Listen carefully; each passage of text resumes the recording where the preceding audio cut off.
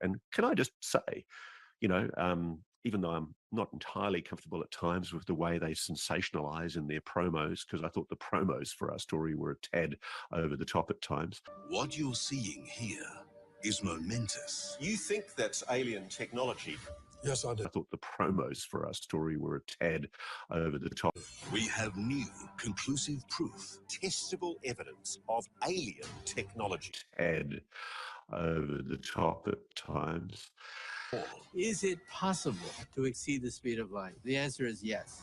The biggest discovery in human history. Promos for our story were a tad over the top. New evidence that has to be seen to be believed. 7 News Spotlight, Sunday on 7 and 7 Plus. Not entirely comfortable at times with the way they sensationalize in their promos, because I thought the promos for our story were a tad over the top at times.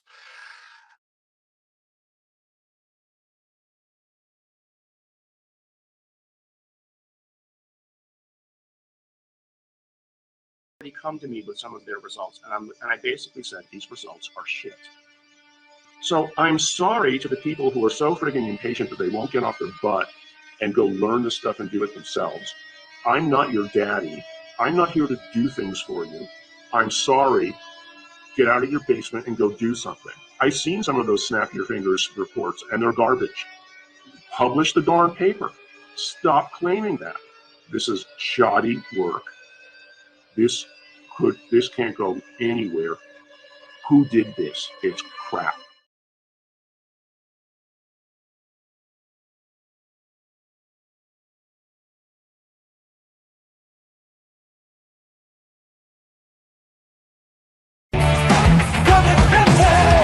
Truthseekers, seeking the truth.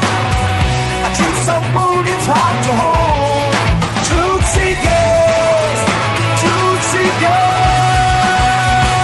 yeah. Place the cash, place the cash.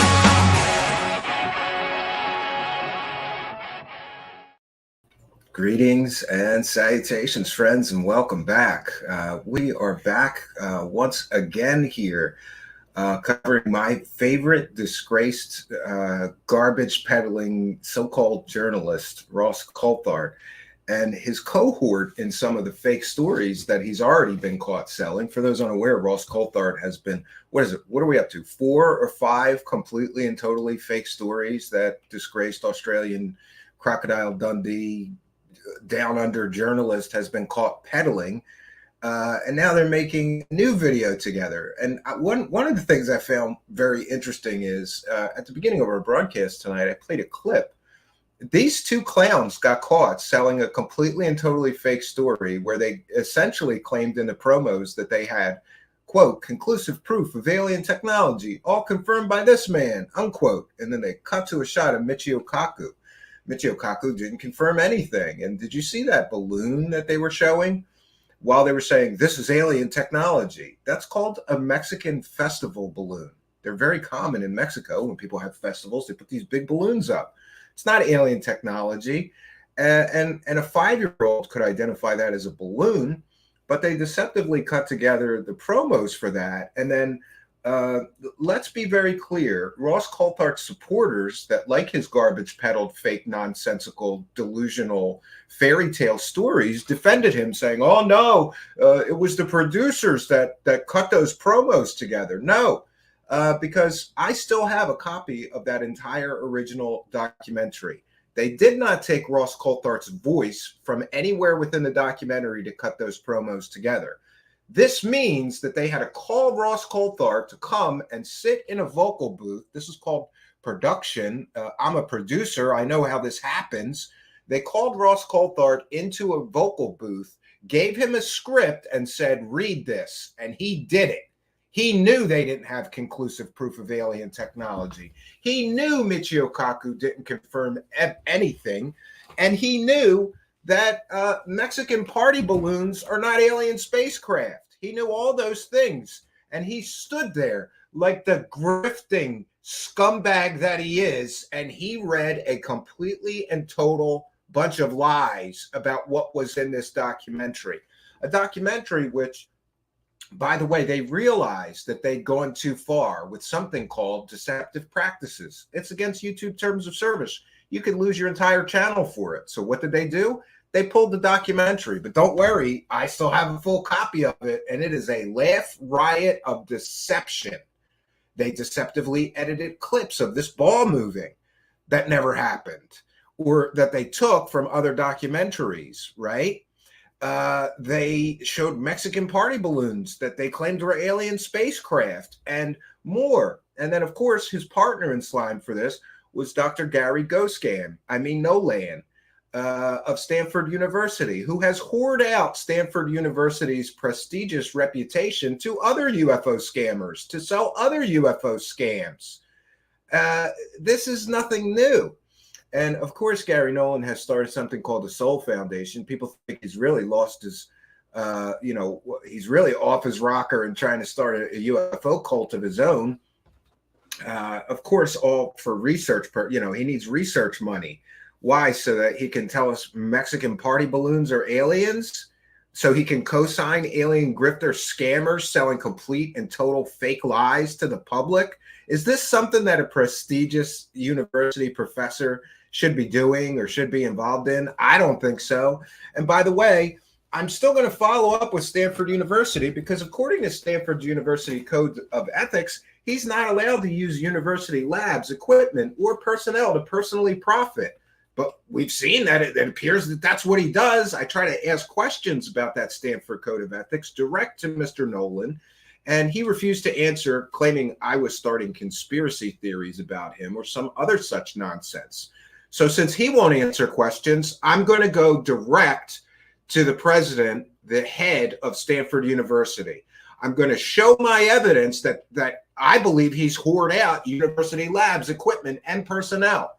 And I have some very important questions, like was he paid for that? And how is this not a violation of the Stanford Code of Ethics? Somebody needs to explain it to me. And since he's too much of an intellectual weakling and a coward, I don't care how many letters are after his name. If you can't answer basic questions about a code of ethics at the university that you work for, that you appear at least in the public to be in violation of, how much did Stephen Greer pay him? Was he paid for that study on the fake alien humanoid that was pushed in that complete and total pile of disinformation, misinformation, false information, fake information, and total garbage? Was he paid for his participation? Or did he do all that work out of the kindness of his heart? And of course, they showed university labs and equipment. They filmed university labs and equipment in that documentary. What was Gary Nolan's take on that? Was he paid or did he give the money to the university? And if so, hey, I'm fine with that. If he didn't profit from using university labs, equipment, and personnel, if he didn't profit, then great, he's not in violation of the University Code of Ethics. But for him to refuse to answer any questions about that, I would think if somebody asked me questions related to ethics and I could clear it up, I would. But he refuses to answer questions. We have seen ample evidence that both Ross Coulthart and this Dr. Gary Nolan, sorry, I keep getting those two confused. More on that later. New Patreon and new members video coming. We're going to have a screen test for the Gary Scam character we've developed here. Great resemblance. This one looks just like him. So we're going to get into it tonight, but I have a problem, and that is that the video that I intended to share tonight under fair use is completely and totally copyright restricted. What does that mean? That means that I could not upload it. Usually I mirror. What do I mean by mirror? I upload a separate copy of the video I'm going to be sharing to my own YouTube channel and leave it unlisted so that we don't get ads every 5 minutes, because all these grifters love to just load it up with ads, and it makes doing commentary over it very difficult if you have to keep skipping ads, stopping the share every 5 minutes. I wasn't able to upload it to my YouTube channel, and I'm going to show you that it appears that this video that I was going to share tonight is copyright restricted, which means you can't play it at all on another YouTube channel. At least that may be the case. Yeah, a content ID claim is automatically generated when an uploaded video matches another video or segment of the video in YouTube's content ID system. No, it's not automatic. Certain videos will do that. Joe Rogan videos, big corporate videos like Star Wars or Disney may do that. But the fact that News 7 is included in this is kind of funny to me because they're a garbage peddling fake news organization. So I don't know what's going to happen when we try to play this video, but I'm going to do it anyway. And here's why. News 7 itself operates under the same thing we do here. It's called fair use. I'm allowed to play a video. There's an exemption in the copyright laws for fair use, which means if I'm critiquing the video I'm sharing, and we all know I've been very critical of Ross Coulthart. Coulthart, I keep on calling him Coulthart because he has the heart of a good UFO cult member. He just believes all this shit, apparently. Either that or he is a willful and deliberate disinformation, misinformation garbage peddler. He knows it's all fake and he doesn't care as long as he gets paid. Those are the only two possibilities. But I find it interesting that I'm not allowed to play a video. And my personal opinion is that the reason many organizations do this is because they do not want exactly what we intend to do here tonight. Because I'm going to go through this video and I'm going to point out all the lies, all the half-truths, all the false narratives that these fake garbage peddling hucksters are pushing in this video. They do not want people to be able to do that. And therefore, we get things like this. Copyright blocking.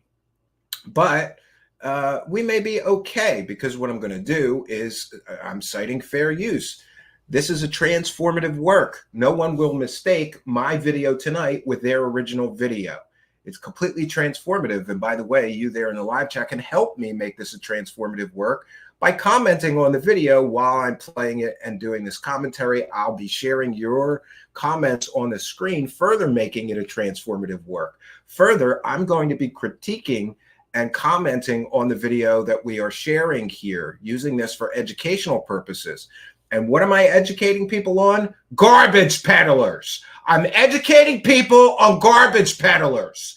And hey, Ross Coulthart, I know you live in down under and all, but here in the United States, we have freedom of speech. We still have freedom of to bear arms too. Sorry about yours getting lost, but we strongly believe in our constitutional rights. And I'm telling you right now, if there's any copyright claim, I will take action against News 7 and you personally. This is fair use. And by the way, News 7 plays clips, other people's copyrighted material under the spirit and principle of fair use all the time.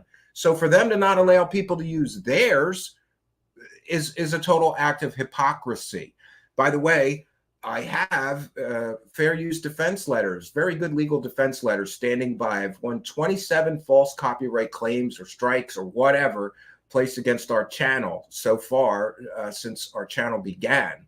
We can make it 28, but then that strike will revert to News 7, which may already be on shaky ground considering the deceptive practices that they were engaged in to sell your garbage fake documentary full of lies, half-truths, disinformation, misinformation, false facts, fake facts, and more. You remember that. But let's dance. I'm going to do this. I will not be bullied by a corporation into not pointing out that that corporation is actively, News 7 is actively allowing Ross Coulthart to sell complete and total half-truths, lies, distorted, fake facts, and everything else.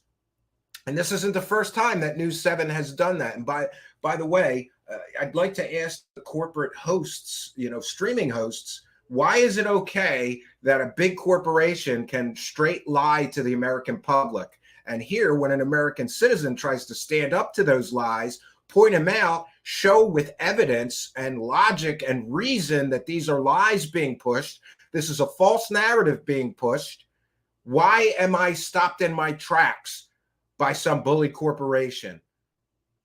I won't be. I refuse to be.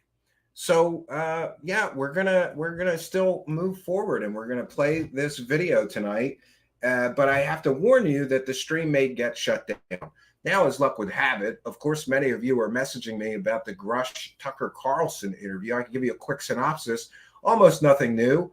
And boy, is David Grush on a good script, and he has memorized that script well. Same exact talking points from the Elizabeth Vargas interview yesterday and the day before. Same exact talking points.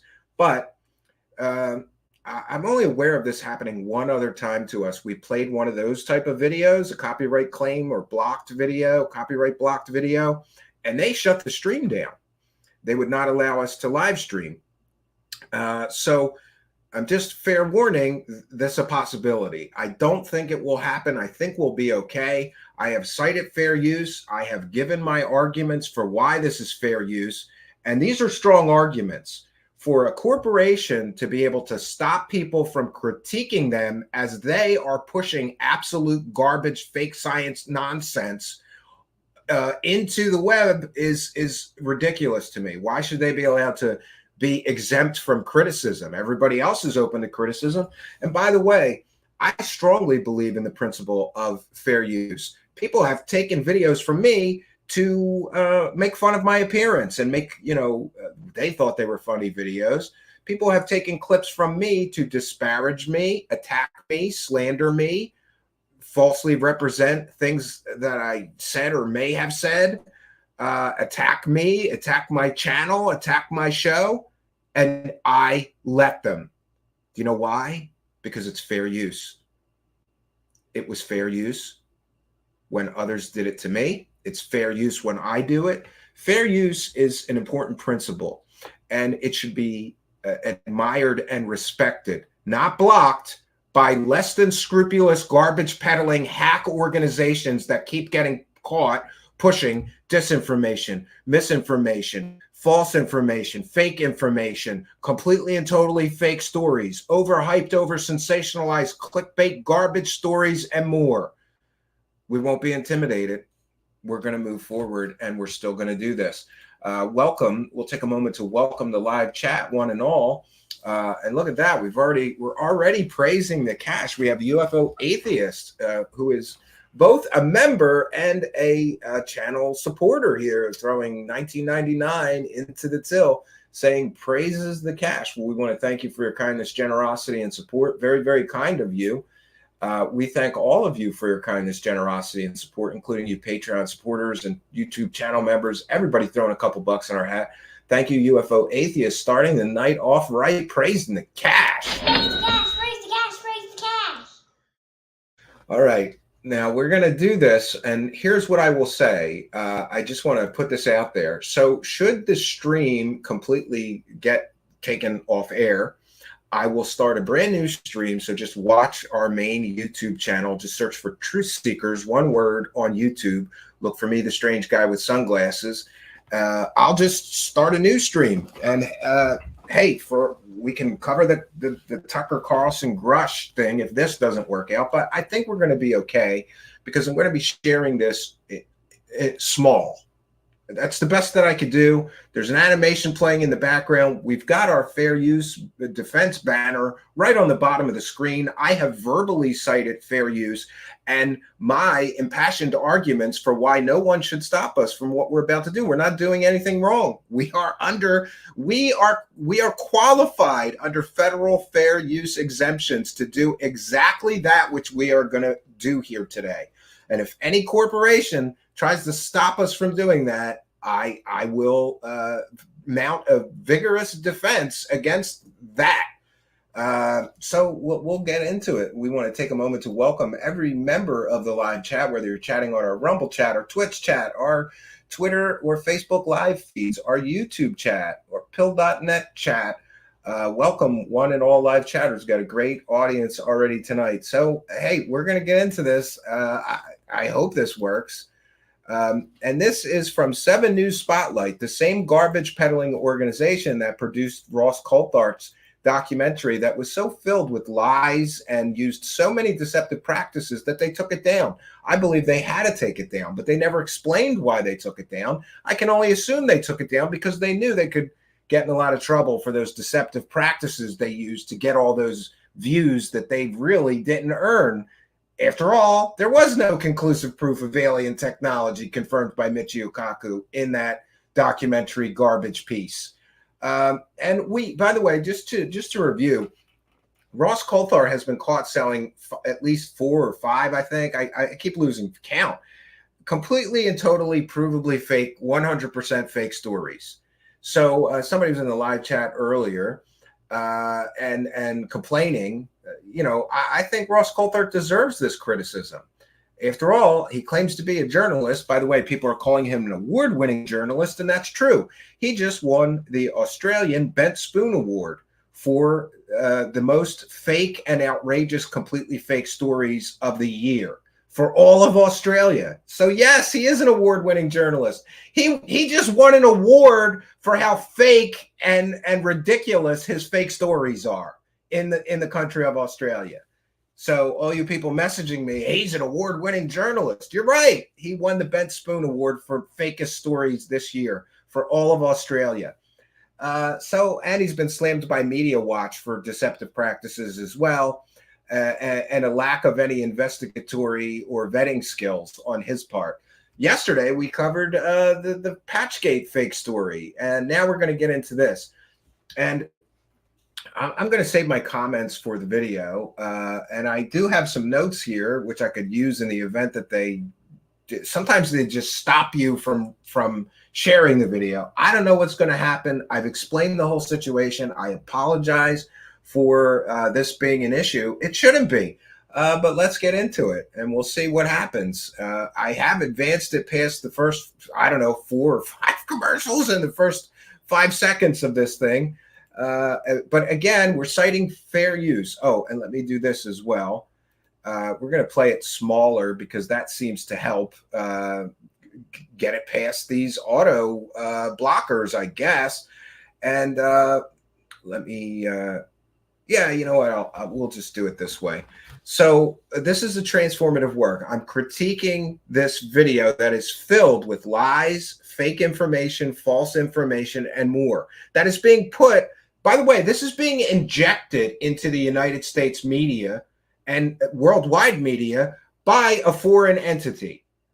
It's kind of like me putting out a complete and total disinformation, fake information video into the country of China, and then saying nobody in China is allowed to critique me on the video filled with fake information that I just injected into your culture. This is fucking ridiculous. This shitball company and this shitball fake journalists are allowed to try to stop people from showing people the truth behind their veils of lies and deception. I won't stand for it. Let's get into it, friends.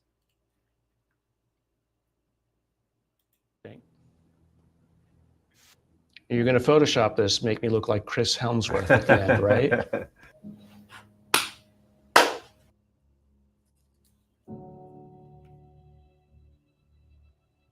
Coulthart and Nolan, by the way, who teamed up to sell that completely and totally fake documentary claiming conclusive proof of alien technology. And Gary Nolan, who participated in the Atacama humanoid scam that raised millions of dollars, right? Why couldn't he stand up to Stephen Greer and say, don't make a documentary until we get the DNA results in a few weeks or a few months? He didn't do that. He helped Dr. Stephen Greer make millions of dollars pushing a false narrative that thing was alien. It wasn't. Completely and totally human. Deformed human, very weird, but human, not alien. And some of the same similar tactics are being used in this video, and I'll point them out as we go. Professor Gary Nolan is one of those precocious minds that when you meet them, you know you're in the presence of awesome, incredible intelligence. He's a Stanford. Yeah, this bromance between them is funny. Oh, he's a Stanford University professor. Stanford University-based professor of immunology. At the moment, he's a nominee for the Nobel Prize. Yeah, along with hundreds or thousands of other people. That's not an accomplishment.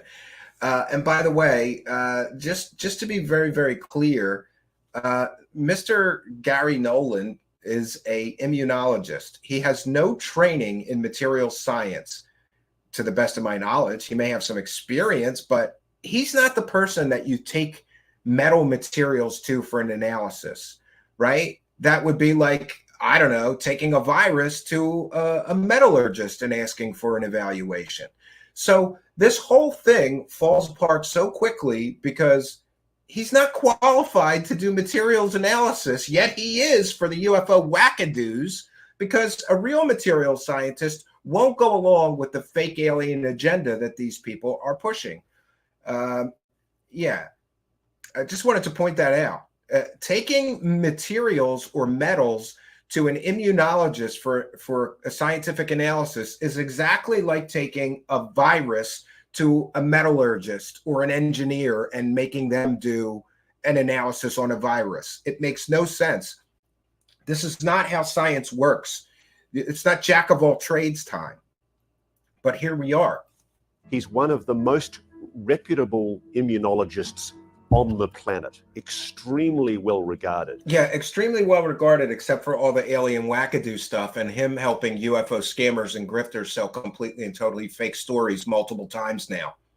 He's got multiple patents, huge numbers of papers that have been published in his name.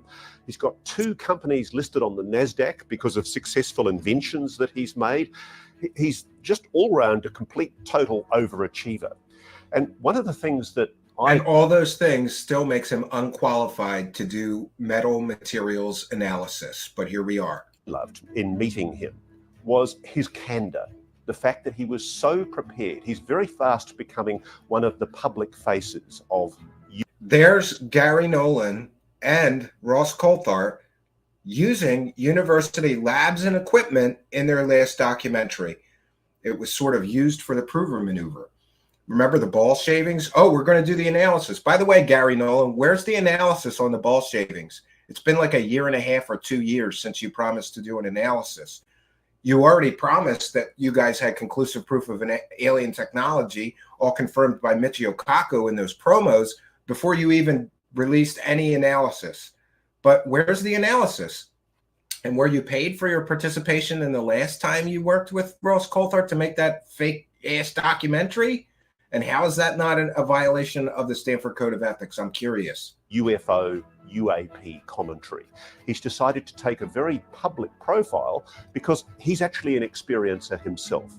Yeah, he claims that aliens came in his room, right? But when I asked him about the significance of the US government's admissions that have been made about UAPs in the last 12 months, I was quite shocked and surprised at what he told me. Here we go with the commercials every 5 minutes. It's not even been 5 minutes. This video played for like a minute and there's already more commercials. There was commercials at the very start of it. How many commercials do you guys need? Let me just cue past them. I apologize.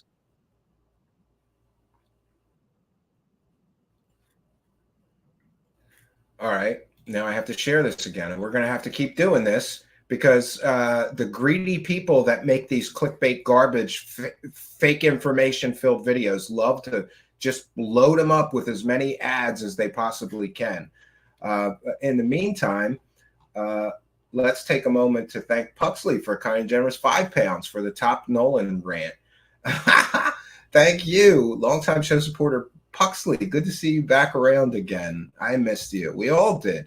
Tales of the Sonic Voyage with a kind and generous $5. Stephen rants are priceless. Love it when he gets torqued. Well, I'm about to get this copyright claim issue really pissed me off, Tales of the Sonic Voyage. But I want to thank both of you for your kindness, generosity, and support. Both of you for helping us to praise the cash. Both Puxley here with £5 and Tales of the Sonic Voyage. I think both members with kind of generous $5, praising the cash well tonight. Praise the cash, praise the cash, praise the cash. All right, we're going to try to continue our journey. And just to be clear so that people understand that I'm not crazy with the ad issue, there was ads when you first click on the video. And then less than 1 minute and 30 seconds into the video, there's more ads, 2 more ads. That's 4 ads in 1 minute and 28 seconds. Can you say greed? Can you say greed? I could say greed. Let's try to continue now. Yeah. Professor, what do we know for sure about UAPs? Well, I think the thing that we know Exactly, for sure Ross is that Fields. we don't Thanks for know being a what it member. is, but we do know that there is something here, something that I think defies explanation, but that something can be studied from a scientific viewpoint. Yes, There's a Scallywag, but genuine I'm not allowed to Yes. encourage that as a show host here. How significant is it that the United States government came out a year ago and admitted that unidentified aerial phenomena are real? Whatever they are, they're a real mystery. I think it tells us that This is a false talking point of the UFO believers. Well, the government admitted UFOs are real. Yeah, occasionally there's going to be something in the sky that you can't identify, as in unidentified flying object, or if you want to use the new CIA-friendly term, UAP. By the way, you can identify a disinformation agent by the use of the term UAP. Anybody who uses that term is pushing the CIA disinformation false UFO threat narrative, in my opinion. I'm entitled to an opinion. But the fact that they used that the government said UFOs are real as proof of something, what they mean is the government's admitting it's aliens. No, they don't. They admit that sometimes there's things in the sky that you can't identify. Doesn't mean anything. first of all, the government has been lying to us for the last 60 or 70 years. I think it gives solace. Another UFO mythology talking point. They've been lying to us for 70 years. The government lies all the time. Weapons of mass destruction being one of them. I'll let them go on that. To people who have been told that they were crazy. Oh, by the way, I apologize. I have the quality turned all the way down because that helps get it through the corporate block, I think, but I'll turn it up a little. Have been believing or seeing this.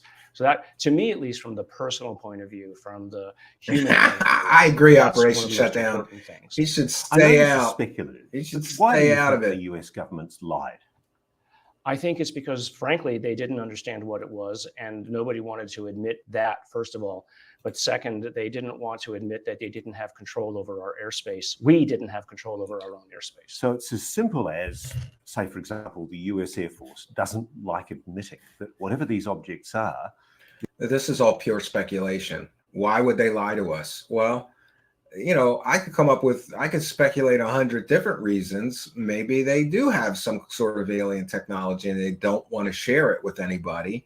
Who knows? But pure speculation here. Vastly superior to what you've got, and frankly, they don't know how to explain them. Yes, and that's another UFO diatribe. Oh, these craft are vastly superior to anything in our arsenal. Show me the sensor data that proves that. They can't, they won't, they never do. It's just a talking point, a false talking point that's backed by exactly, to my understanding, zero actual, proof. Maybe some eyewitness accounts. Oh, it shot off so fast. It had to be going 10,000 miles an hour. Well, what qualifies a person to decide that it was going 10,000 miles an hour? Your ability or willingness to believe them. That's all that decides it, apparently. what confuses me is if I were the Air Force and I saw something like this, I would want to drive one of them, right? If I was a fighter pilot who wanted to be in the fanciest, best next fighter jet, why wouldn't I want to understand and push to understand how objects like this could maneuver? That's what Dave Fravor said. He said he wanted to fly the TSA. Yes, that's right. So the government's been lying, but do you think there's been a cover-up? Absolutely. I mean, there has been both a cover-up as well as a disinformation campaign to make people look like they... There's been a disinformation campaign. That I agree with. See, this is amazing. There was government disinformation campaigns to convince people that the stealth bombers and stealth fighters people were seeing test flown were alien spacecraft. There's been a disinformation campaign to convince people that we're seeing early drone technology being developed, that was aliens and not human-made technology.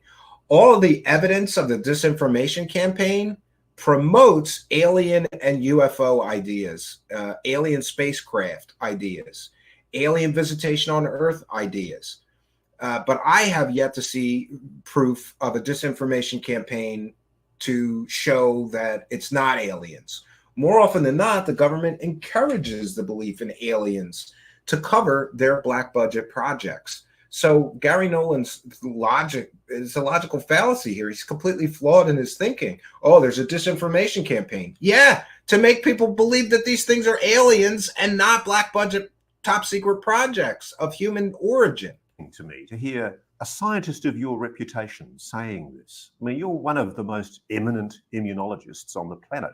You're a Nobel Prize nominee. You're somebody highly respected in your area of medicine.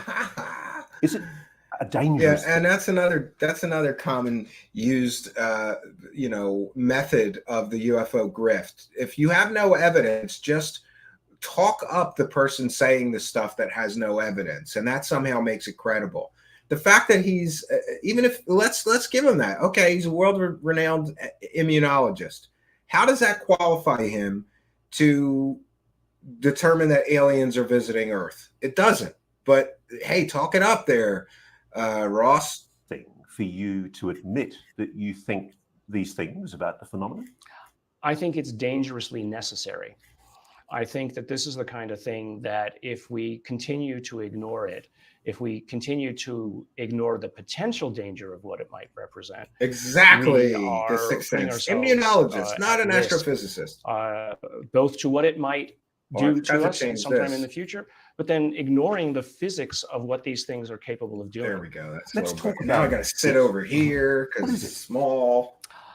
You know, I wish I knew. These guys are pissing me off because now I can't even sit where I want to sit because of their copyright block really shit. Little unanimity about what it is, except for that whatever it is appears to be so far advanced from us that it beggars understanding. It appears to be so far advanced of us. What is the evidence that any UFO is so far ahead of human-made technology? You know, these are absolutist statements, and you'll hear them time and time again. Oh, these things defy the laws of physics. Oh, we don't have anything in our arsenal that can perform anywhere near what this object did. Well, then where's the sensor data proving that this thing went 10,000 miles an hour or exceeded human technology capability? They never provide any evidence or proof. It's just, trust me, bro. Trust me, bro, school of research. We want to thank Zizix for a kind and generous $1.99 super sticker and for being a member. And we want to thank longtime show supporter and guest, Steve Long. Says, Stephen, fighting for true transparency and accountability. Always. Thank you both, Zizix and Steve Long. We appreciate you. Thanks for appreciating us. And thanks for helping us to praise the cash. Praise the cash, praise the cash, praise the cash. Yeah, let's praise it. All right, we're going to continue here. This is going to take a while, friends. So grab a beverage, get comfortable. I'm trying to, but I have to sit all cockeyed because of this copyright claim nonsense. So you don't think it's human? Oh, I'm sure it's not human. He's sure that whatever is causing UFO sightings is not human. However, this man who just made that claim has been involved in fake documentaries that claimed Mexican party balloons were aliens. I'm sorry, but he has the credibility of I'm going to say it again. Gary Nolan has the credibility of a crackhead in the city holding up a gas can, begging you for money so that he could get some gas and get home. I'm going to say it one more time. He has the credibility of a crackhead holding up a gas can, asking you for money so he could get a couple gallons of gas to get home in the city. You'll see it all the time in the city. How many of those crackheads really need gas? None of them. Offer to pay for the gas. Give me the can. I'll pay for the gas. They won't let you. He's got a credibility problem because he stood there like a dummy in a documentary that claimed that they already had the proof of alien technology confirmed by Michio Kaku. He stood there like a dummy in Stephen Greer's money grab claiming the Atacama humanoid may be alien. Why didn't you just wait for the analysis? Oh, because then you guys couldn't have made millions of dollars selling a false narrative and a lie, right? And Steve Long, I agree, says this interview has so much BS, Stephen has to stop and address every single sentence. Yes, this one's a doozy, friends. Wait till we get into the arts parts garbage. Is it intelligent? Yes, it certainly acts it. And in some cases, it seems to have a sense of humor.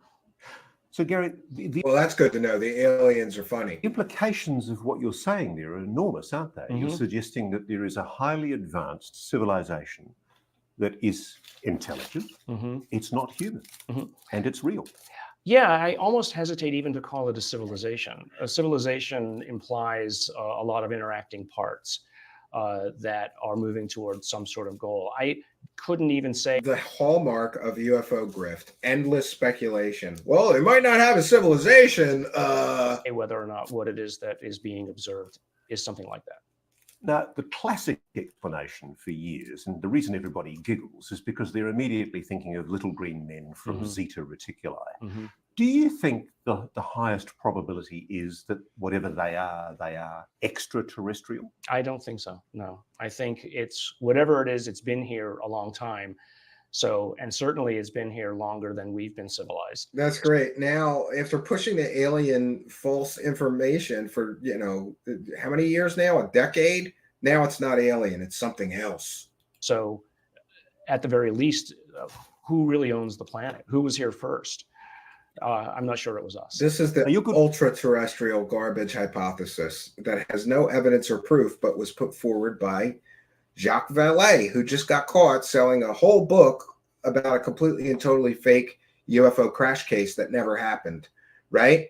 And that's who he's getting that theory from, another UFO wackadoo. Good mates with Lou Elizondo, who Yes. we've interviewed, who was the former head of the Pentagon UFO program.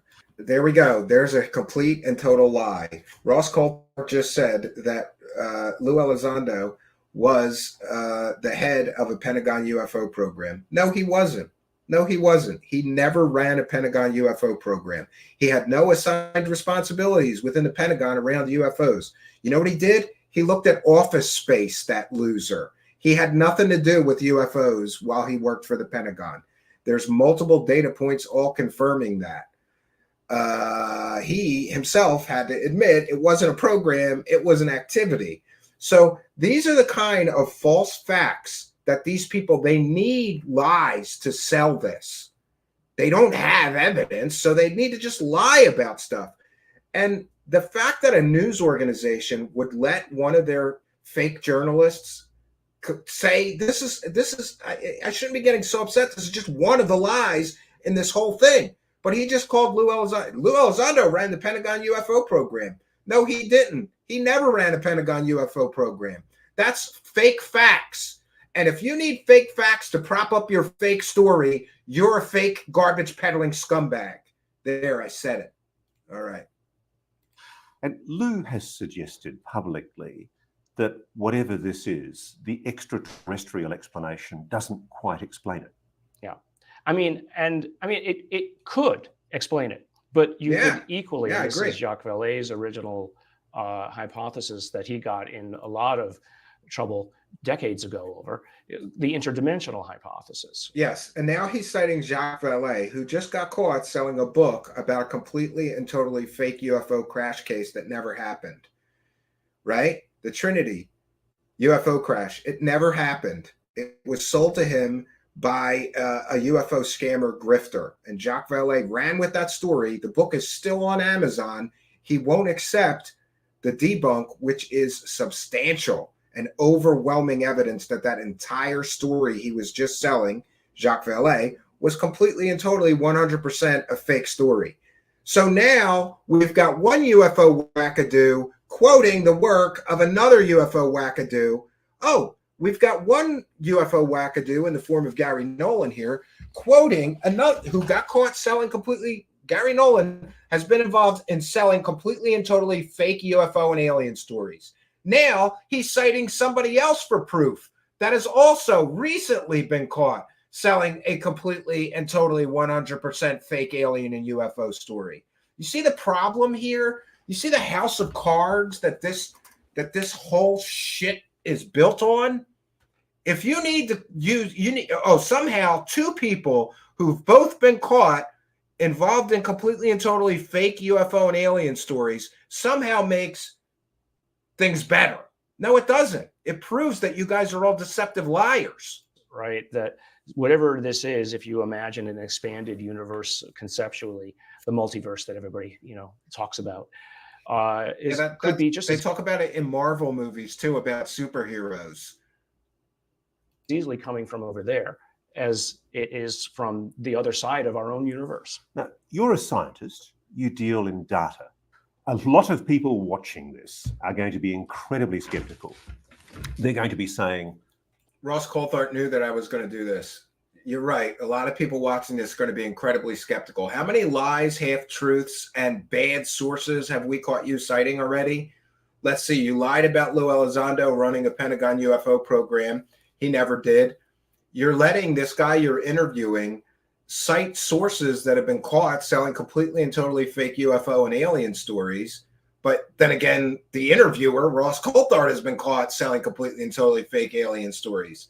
You see the problem? Like, this is all so shady and deceptive in order to make this delusional fantasy world work for them. what does he know? Where's the evidence? Where's the data to prove what you say? So the data, frankly, is in the videos, first of all, that we've all seen now by now. Yeah, if you haven't seen them, like the Go Fast, which you and everybody else said was doing thousands of miles an hour. It turns out to be going 40 miles an hour. These people aren't qualified to actually do real analysis on any of the so-called evidence. And they have to fake evidence or pretend that the objects in the videos are doing something they're not. So look up the Nimitz UFO encounter videos. The other evidence is in the thousands of reports of things that people have seen. Okay, so anecdotes. Anecdotes is evidence now. Stories are evidence. And I get it. Eyewitness testimony should be considered evidence. But if the only thing you have is the eyewitness testimony, and I'm sorry, but I recently reviewed a case somebody sent me that was from a farmer in Iowa who claimed that he saw a UFO, and then he claimed that the UFO shot off. And the original investigator to the case said, well, how fast was it going when it shot off? And the farmer said 20,000 miles an hour. Okay, so we just take the word of a farmer that he can accurately, gauge how fast an object in the sky is going. All of this is so problematic. And you have to be willing to just set aside reason, set aside actual critical thinking skills and discernment, and just accept what people tell you. Well, the farmer said that UFO was going at 20,000 miles an hour, so that must be true, and we'll accept that as a fact. You can't do that. It's extremely flawed from a scientific perspective, from a logic perspective, from every perspective. Now, that to me, you can call it anecdotal, but to me, I call it preliminary data. It basically... Yeah, but preliminary data, they never get any additional data. It's not preliminary data if that's the only data you ever get is an anecdote or a story. Raises the question of what is it and what can we do about it? Or how can we study it? And so perhaps the best evidence that is thought to exist is the stuff that is being held in government hands. In other words, this is a Mary Sue. Oh, they've got it. They've got the data. Then there's a big cover up. That's why we can't prove anything, because the government has all the data. The government has all the data and won't share it. So there's a cover up. That's why we have no evidence to prove anything we're saying is true. It's because of the government cover up. That many people, again, anecdotally have come forward and said, this exists and it's not from here. Now, and that's an opinion. Is a farmer from Iowa qualified to determine that that was an alien spacecraft that he saw and not a top secret project or experimental aircraft, a weather phenomenon? Of course not. But you have to just set aside all those problems and just accept it because you want to believe it. The thing I find fascinating is you've been kind of embraced a little bit by the black world. You've had the CIA come knocking on your door asking you to actually do tests on people who have been exposed. Yeah, why doesn't he name the CIA agents so that we could FOIA request? He claims that CIA agents came to him. Well, we're going to hear it. 2 UAPs, correct? Yes. What can you tell me about that? Well, the reason apparently that they came to me is because we had developed instrumentation for blood analysis that nobody else in the world had. And so they came to me for that, not because I had some prior interest in UFOs. No, They came to because me you're for a that, wackadoo, and then and they knew I guess you the would do what they embracing wanted. came because most of the other scientists with whom they had met ran away, and I was, just drawn towards this. But I also found it fascinating to speculate about what all of this might mean and what it might be. So I got brought in further and further. So in your studies, you would, I understand, I've spoken to some people who might have been part of your study, but there are pilots, for example, who've engaged what they believe were craft off the east coast of America, and they were exposed to what they think is some kind of radiation. Have you been able? No, they believed they were for whatever reason. And here comes extremely flawed logic again, because Gary Nolan is going to claim that these people experienced some form of brain damage from being exposed to some sort of energy weapon. But he only has MRIs from after the event. To my knowledge, he doesn't have MRIs from before the event. So he can't prove that whatever we're seeing on these MRIs that he's going to talk about wasn't existing in their brain all the time. We'll see. I don't know. To determine if any of these people have suffered injuries. And this is Havana in syndrome. some cases, not the Conspiracy. pilots especially, but for some of the ground personnel, we were able to see damage in their brain tissue that was considerable. So this is injuries suffered by people, and is it directly attributable to the UFOs, the UAPs? They claim it. Now, who's they? The CIA claims it? And why would you believe the CIA? But okay. Again, I'm or is it the people that claim it? Many of the people viewing will walk away saying that I said something happened. No, I am relaying what it is that was told to me. The confirmatory evidence that I have are the MRIs that basically show that anybody could look at repeatedly and see that there was damage. After the event. But does he have MRIs taken before the events? No, he doesn't, to my knowledge. So extremely flawed. Well, I did some brain scans and I could see some damage there. Okay, can we see the brain scans before these UFO events happened so we could be sure that their brain didn't look like that, their whole lives? Well, no, we don't have that data. So we're just going to draw conclusions based on shit science. This guy's supposed to be a scientist. He's a garbage peddler that has to, leave out. And by the way, why wouldn't he mention that? Well, we don't have brain scans from these people from before the event or MRI scans from before the event, only after the event. So it's inconclusive. No, he's already drawn a conclusion based on inconsistent data because he's a true believer. He's going to believe what he wants to, regardless of lack of data. And when you say damage, what sort of damage? You would call it a sclerosis. It would be seen as a scar tissue in the body or the brain, dead tissue. So it comes out as white blobby as bits. We generally call it white matter disease. Yes, he's been abducted by aliens. aliens. One of the known examples of this that is public is there's a fellow called Thomas Winterton who's featured on the Skinwalker Ranch TV show. And he you got to tie Skinwalker in there. Exposed to some kind of radiation or energy. And you could actually see You're right, on Eric. his MRI. Extremely. This is crackpot science. Oh, That's yeah, well, right, that was Alvarez. Crackpot science. I mean, not only was the brain matter damaged, but exactly. Wouldn't put it past the cons to use someone they know is already damaged. The back of his head. But I think in this case, this particular case, this was probably more a Havana syndrome-like interaction where somebody with an energy weapon pointed it at them. And as has been, I think, also talked about I agree. on that TV show. 80 years of abductions, not a shred of evidence, not a single fingernail scraping. Based on how far into the brain it traveled. So the other thing that you've been wrote, the aliens turned him gay. Oh no! And there's one case I'm fascinated with, which is the Council Bluffs, Iowa event in December 1977. And tell me if I'm wrong. Police and 11 different witnesses from 4 different groups came across a pile of molten slag that they saw fall from a craft of some kind. A blinking craft. A blinking craft Yes, well, that may be true, but the metal analysis reveals that it's nothing extraordinary. It was still bubbling and hot. Mhm. The police testified to this as well. They were on the scene, and everybody says it came from this craft. And I have the original Polaroids from the police of the event. And quite a bit of investigation was How did he get original evidence from a police department? That's interesting. done back at the time on this, where they looked at the metals, and actually it was beautifully looked at, because they looked at all of the possible normal ways that this might have occurred. Thermite, is there a nearby foundry? There was a nearby foundry, but how do you get 4 by 6 feet of slag? Right. Steaming slag.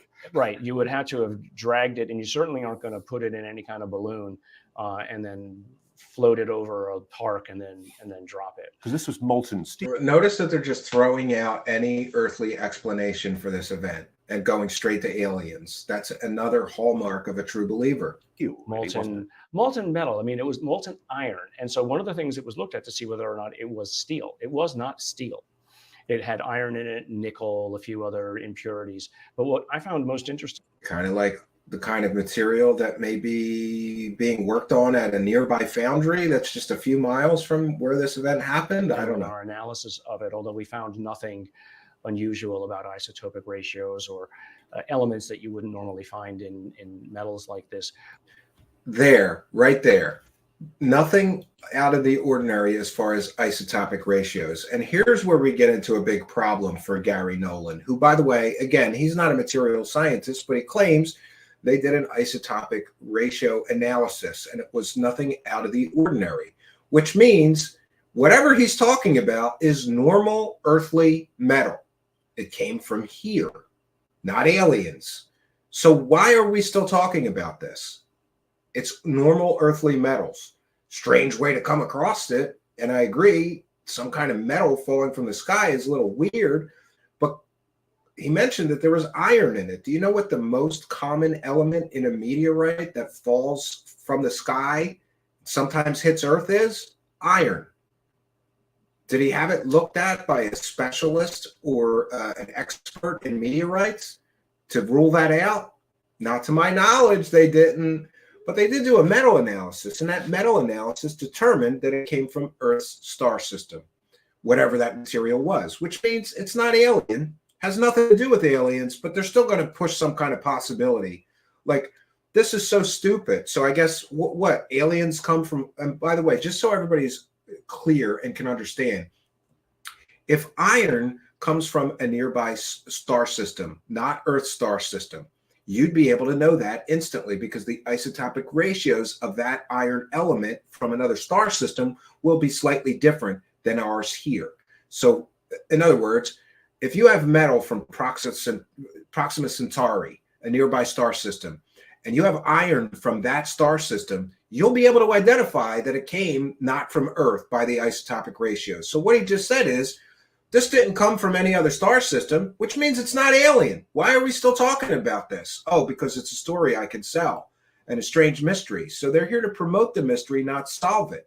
He could have easily have said an isotopic ratio analysis was done on the elements, and those came from Earth.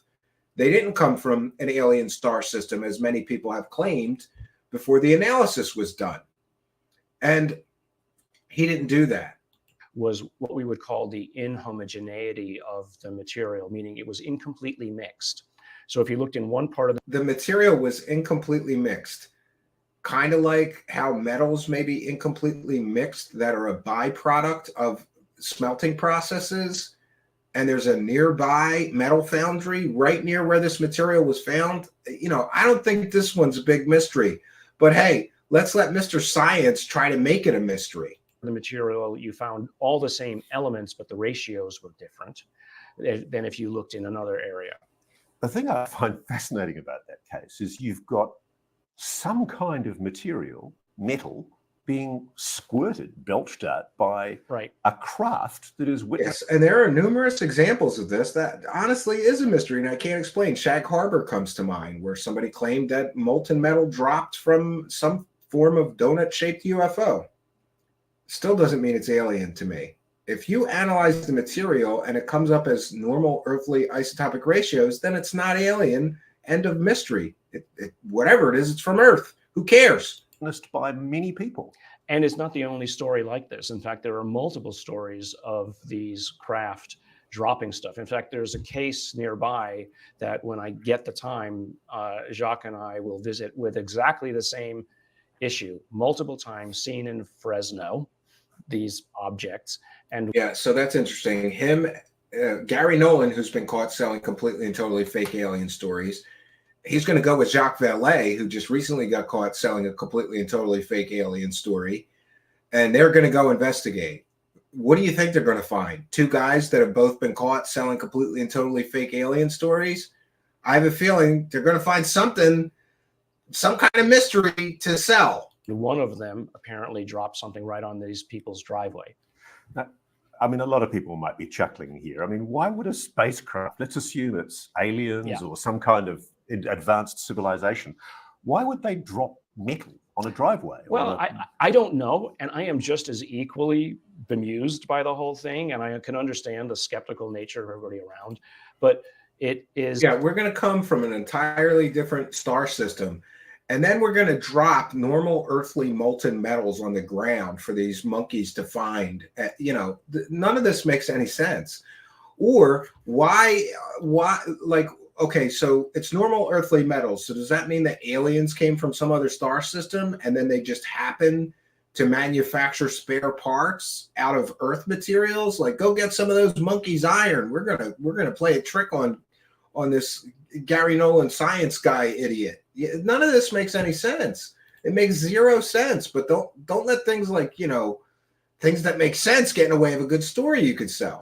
So let's say that, for instance, this was an object, a UFO or et cetera. But maybe this is part of the propulsion system. And maybe when you're done with enough of the propulsion or something has gone wrong, some imbalance, you essentially more complete and total speculation. Sort it out the back and offload it. I mean, it does, though, lend itself to the question of, well, how indifferent might this object or the thing running it be to somebody below having a hot liquid metal dropped on their head? Or could it just be that ET has a sense of humor and loves the idea of driving a scientist like you batty with yes. Well, there's certainly a little bit of that. I often wonder. Yeah, the aliens dropped that stuff to drive Gary Nolan batty. I don't think that. I think that was a short drive. This guy's been total wackadoo for a decade now. And Jacques and I talk about this sometimes. This is Jacques Vallée. Jacques Vallée. Yeah. Yes, Jacques Vallée, the guy that just got caught selling a totally fake story. Leading us around by the nose for fun. But continue to do it because I'm having fun. Sure. And the third object that I understand you've been involved in analyzing is a sample of material which is known as the bismuth magnesium material. And here they're going to talk about Art's parts, which was completely and totally debunked decades ago, right? For those unaware, somebody sent Art Bell, radio show host, some material, and they claimed that it was Roswell material. Art, I believe, had it analyzed and was told that it was completely and totally normal earthly metals, nothing spectacular. So Art said, this story is bunk. Even Art Bell said that the whole story was bullshit. But at the time, he was working with Linda Moulton Howe. So Linda Moulton Howe runs with the story. She hires a scientist to do an analysis and try to recreate it. He did an analysis of the material, decided it was normal earthly material, most likely a byproduct of manufacturing processes. And then he reproduced the material for her. But Linda Moulton Howe couldn't sell that. So basically, Linda Moulton Howe fires the scientist who said this is normal earthly metals, most likely a byproduct of manufacturing or something like that. Linda Moulton Howe fires the guy and keeps hiring scientists until somebody finds something strange enough that she could sell these as alien. But once again, the isotopic ratio showed that material was normal earthly material. The bismuth, the magnesium, it was normal earthly material. Put together weird, but it was normal earthly material. most likely a byproduct of a smelting process or a metal foundry. They totally ignored the normal explanation. No, it's got to be alien material. Then Linda Moulton Howe sells the same material to TTSA, who hype it up again. It was debunked originally. And then I come along and debunk it again when TTSA, we did a whole series of this fake shit that these clowns are talking about now.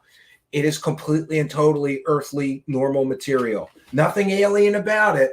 But hey, that won't stop assholes like Gary Nolan and Ross Coulthart from trying to sell it as some kind of mystery. It's not a mystery. It's not alien. So why are we talking about it? The isotopic ratios prove that it's normal earthly material. So what are we saying? Aliens come to planet Earth and then they drop spare parts off their spacecraft that they made from Earth material? How does that make any sense? It doesn't. Have you been able to reach any conclusions about that? It is a layered material of bismuth, a little bit of lead, and magnesium. Yes. I've looked at the all materials common in manufacturing. Ratios of the isotopes there, and there's nothing unusual about it. Nothing unusual about it. In other words, it's normal earthly material. Why are we still talking about this? But I will be getting a hold of a much, much larger sample of it that will allow me to do some other kinds of tests. One of the things that's been... Oh, we got to do further tests on that normal earthly metal. We have to waste more time so we can try to prove that it's something it's not. Same thing that Linda Moulton Howe did. When Linda Moulton Howe started selling that story, myself and others debunked the material, showed that it was normal earthly material. Linda didn't care. She went right on selling it. Then she sold it to TTSA. They didn't care about the previous debunks. They went right on selling it. Now we've got these people. This is a third hand. Like, how many times does something have to be debunked as just normal earthly material, not alien? For these alien clowns to put it down and admit, okay, it's not alien. He just admitted, okay, it's not alien metal. It doesn't matter. There's still a mystery. We're going to get bigger samples. We're going to keep looking into this mystery. It's not a mystery. All right. We want to thank Red and Blue 323 with a kind and generous $5. Says, laugh out loud, Steve, you rock. You are the Howard Stern of the UFO community. I saw somebody commented the very same thing in my, I don't know if that was you or not. Somebody commented that on a recent video and I laughed out loud. But thank you for your kindness, generosity, and support and supporting the show. Help us praise the cash. Praise the cash, praise the cash, praise the cash. Thank you, Red and Blue 323. We appreciate you and thanks very much for appreciating us. Let's continue here. Speculated about this particular piece of bismuth magnesium is that if you put a waveform through it, it sounds deafy, it will levitate. That claim has been made over and over and over again, including by Tom DeLonge on Joe Rogan. And that whole explanation was laughable, right? And nobody's ever proven this claim, but they claim if you hit it with terahertz, it'll levitate. Nobody's ever proven that claim. And here Ross is dummy enough to just repeat false or misleading or completely and totally unproven fake claims as fact. Another deception. I've heard of this result. I've not seen it with my own eyes. Have you tried? No, because the waveform that they needed to put through it is terahertz waves. And that was why Tom DeLonge's To the Stars Academy did the CRADA, the research agreement with the US Army, because they're the only people that have got the terahertz transmitter that you'd need. Right.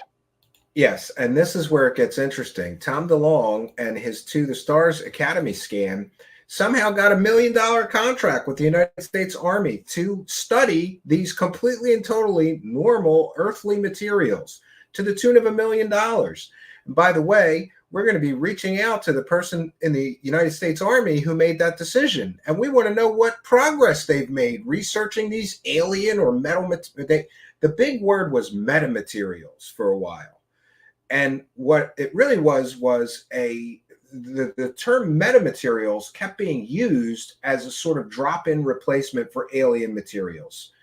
They didn't want to say alien, so metamaterials. Metamaterials are normal earthly materials. Exotic, sure, but there's labs all over the country making metamaterials. It doesn't mean alien. Somehow, though, A bunch of UFO wackadoos, Tom DeLonge and his buddies. You remember the fake Pentagon UFO program director this clown mentioned at the beginning of this? That guy and others somehow convinced the United States Army to waste money studying normal earthly materials that have been debunked left, right, front, back, reverse, and sideways.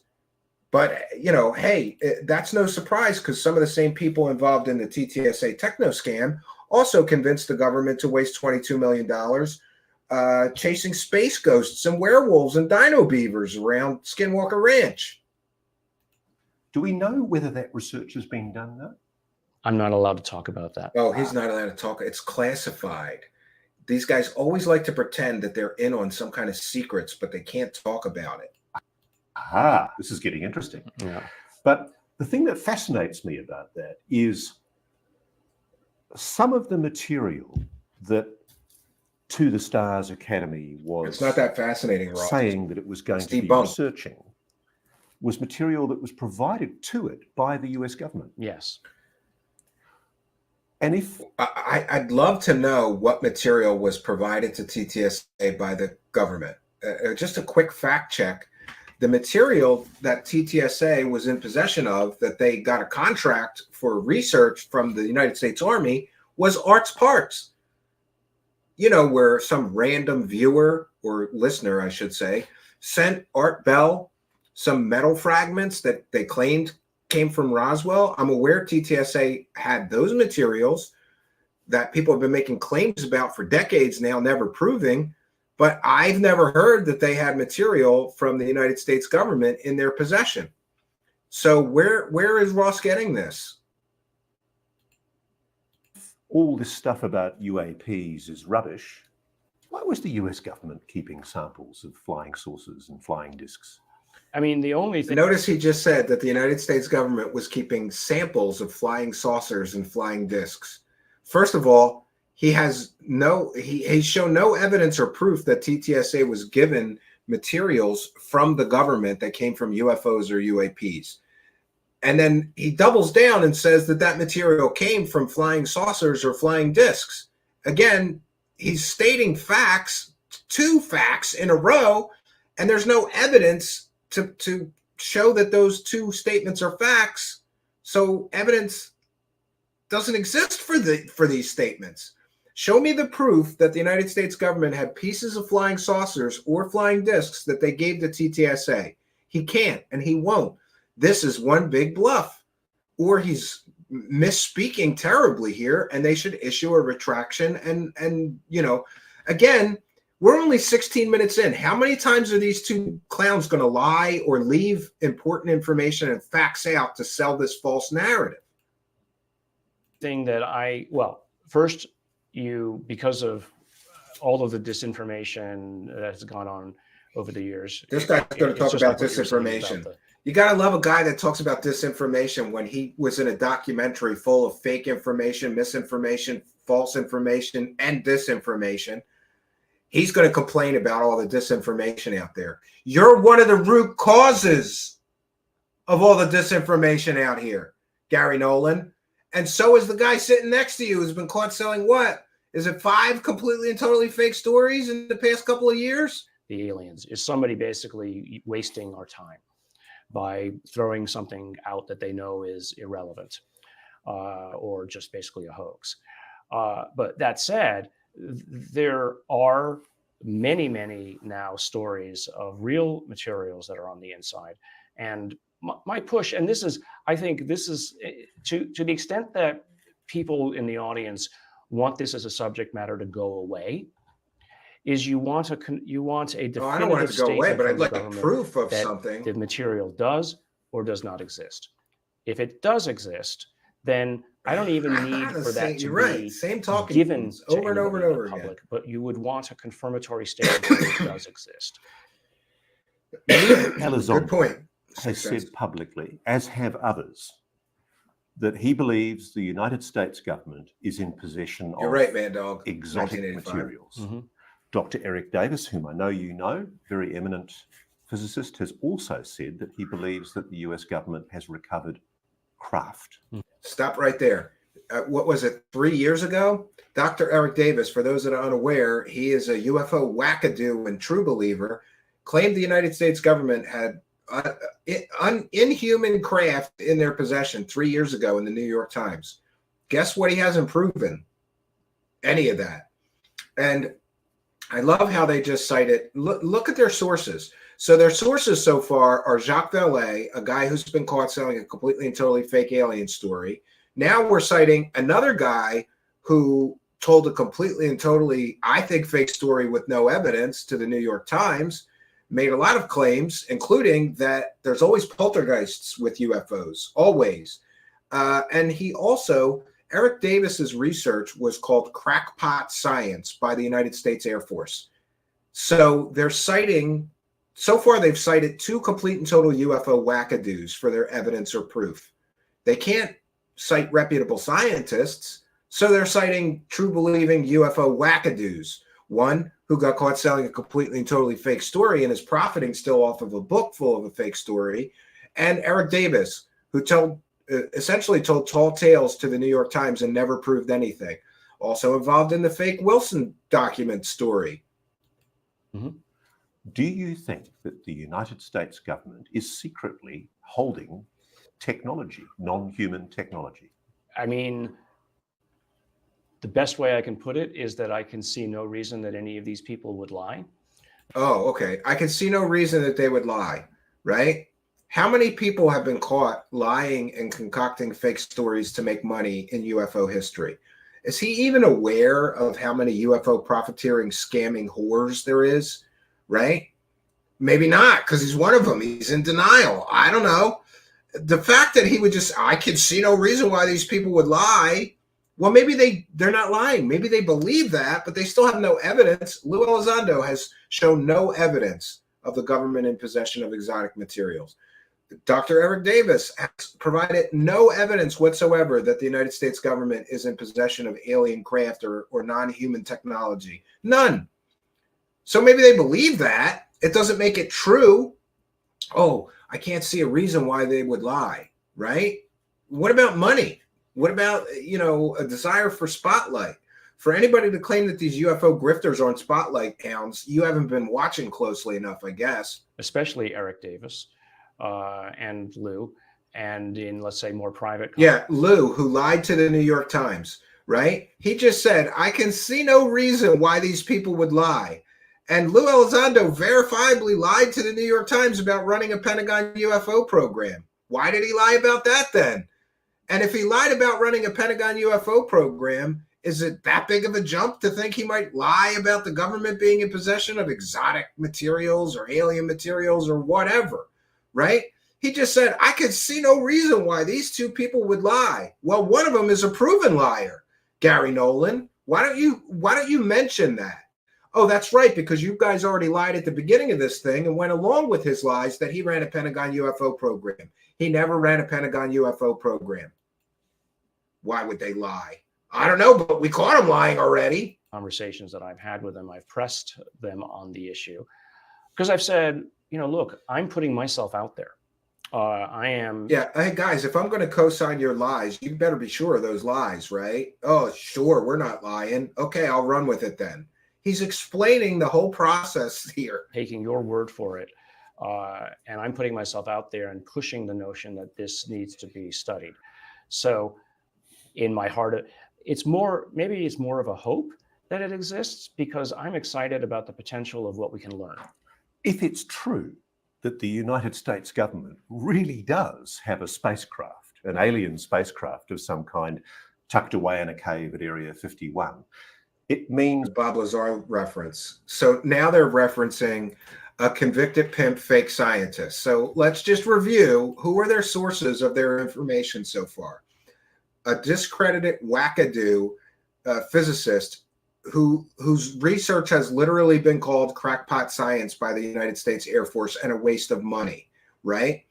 And Jacques Vallée, a man who just got caught selling a completely and totally fake story. Now they're citing Bob Lazar, a convicted pimp fake scientist. See the problem here? These layers of deception run deep. that while we may not know how to operate it or how to reverse engineer it, we might have the secret of anti-gravity, of free energy. Yeah. I mean, so for the... Yeah, my monkeys might fly out of my ass. It doesn't make it, a fact. Audience. Again, speculation. We might have it. Look at an object that can move like this. At least three things. And what objects is he talking about? Is he just, whoa, when you look at these objects. Occurring. One, the objects can move and accelerate to 5,000 miles an hour instantly and decelerate. Okay. But show me the sensor data that shows an object instantly accelerating to 5,000 miles an hour. I'll wait. We're going to be here a while we wait, because there is no sensor data that proves that. But this is another often repeated talking point that's never been proven. These things defy the laws of physics. Instantaneous acceleration to 5,000 miles an hour. Great. Show me the radar tapes proving that. Oh, we don't have any.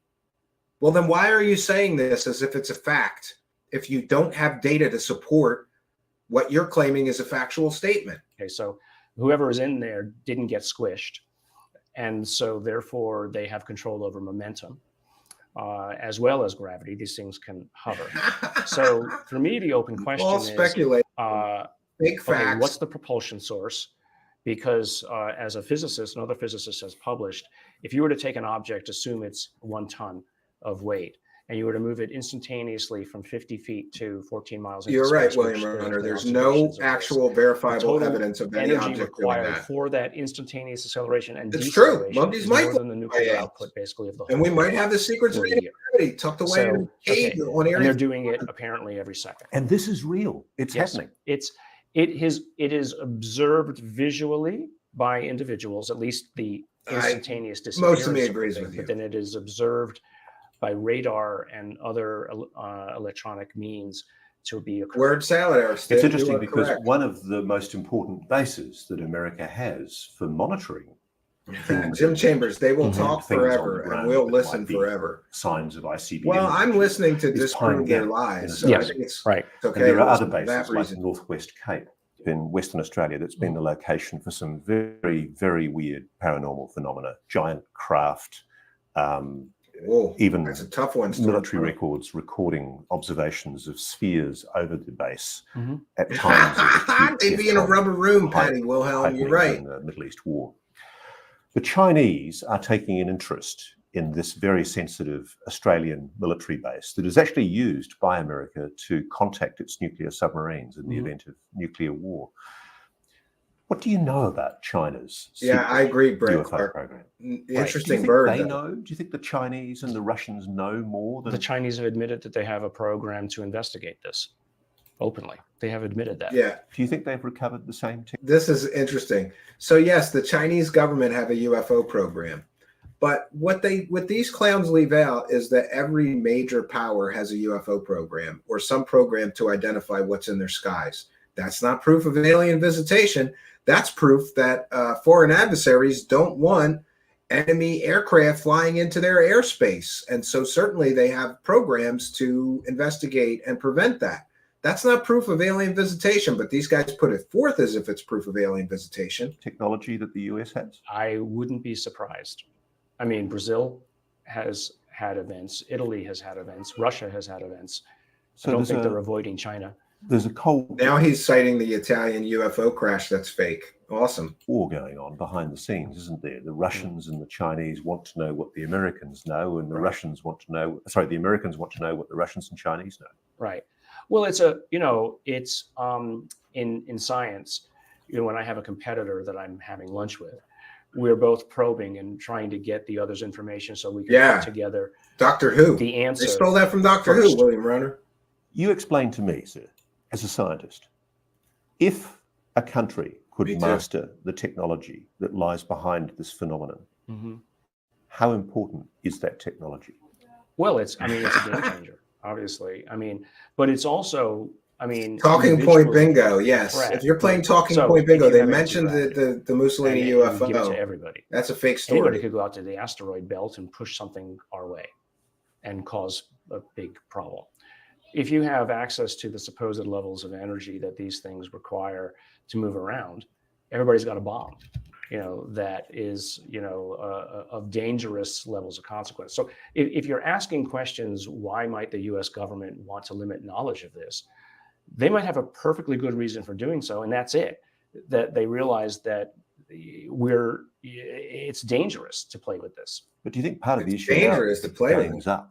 Yes. The Americans know that it's too well known about now. Right. There's been too many verifications of this phenomenon to ignore it anymore. Yeah. I mean, Too many verifications. Yeah. Fake scammers selling fake stories is not verifications of anything. I'm just going to say that. The answer is yes. There's an avalanche of information that's coming. There's always a lot more. There's big stuff coming. That's another. If you were playing talking point bingo tonight, you gotta mark the square of big things coming. We're seeing it day by day, right? I mean, we have, as you know, the U.S. government coming out and saying we now are creating an internal secret channel Lisa. for Welcome. people to break their NDAs and come forward and give information to Congress. Echo chamber. They publicly put in the record now for funding to bring. It says exactly this: cadres of scientists. This is WACKADOO of the second to power. the table. You're right, terrestrial material. It is to study this. Right, so It's they're basically new admitting info coming we in. don't Yes, have just the around the answers, corner any but day. we want to bring scientists in. Now, I'm going to take a little bit of credit for that because I actually wrote a white paper to these internal groups that said exactly this: that we need to bring in scientists in a classified manner to work on this. So you don't think the Americans have secretly cracked anti-gravity and got a working spacecraft in a cave somewhere? I don't think so. But who knows?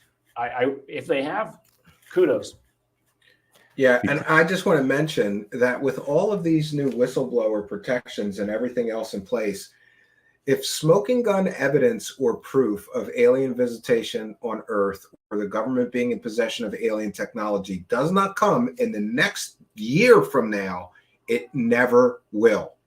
So these guys have all backed themselves into a corner, and this delusional fantasy world that they live in where this shit is all real is going to come crashing down.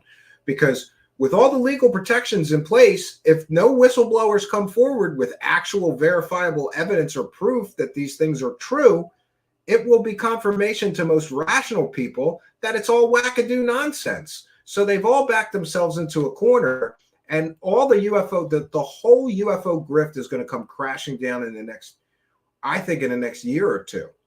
The Grush op will come crashing down, right?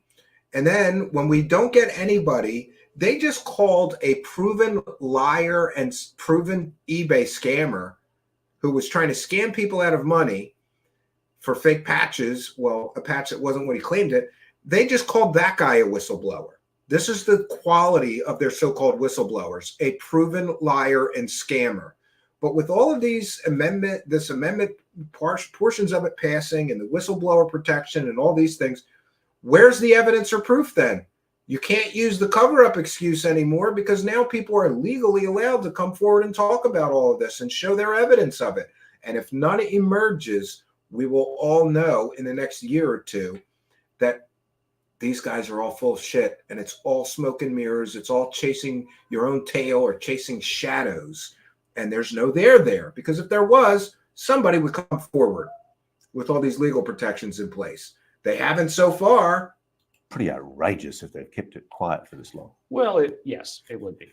I mean, but I don't know what to say to that. I mean, it'd be the holy grail, wouldn't it? Yeah, you got to leave the door open. Well, right? I mean, if they have cracked gravity, it means they have an understanding of gravity that we don't even today have in our current physics. We don't even understand gravity today with all of the equations that get thrown around by physicists. So why isn't this more mainstream? I mean, why is this still such a stigmatized issue? Why is it that in a private company, when one admits that one has an interest in UAPs, unidentified aerial phenomena, there's normally somebody I agree. who makes a silly that guy's an idiot. Talks about little green men. Right. That's my opinion, and I'm entitled Well, I to think it. decades, frankly, of this kind of disinformation. And I haven't seen one that was convincing diminution of enough. people's opinions. Most of them turn out to be fake. Many of them turn out to be fake, Jim Chambers. I think it's totally unjustified. I mean, and I tend to agree with you, Jason. Because I, of course, have been approached by scientific colleagues that said, Gary, you're going to ruin your reputation with this. And my immediate answer is, what scientist takes a possible explanation off the table, especially when you've got so many people, credible individuals, saying that this is something that's happening. So you're right, Huxley. And anyway, it's my time. Eric Stitt, so perfect comment. Why is it your business to tell me what I should be doing? Why do you think there is such hostility to the idea of investigating the possibility of non-human intelligent life? Well, that would put us not at the top of the food chain, first of all. And from a religious point of view, it's a context clash. Yeah, he's got that cult smile going. The sixth well, if these things exist and they're there, where do they fit in the hierarchy to angels and God? If that's your religion. Let's talk about that. Yeah, we got to bring religion into this. More speculation.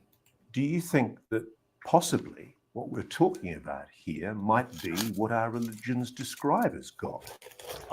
Or angels and demons, so that, you know, you need an explanation for something, so you put it into your whatever your current mythology is.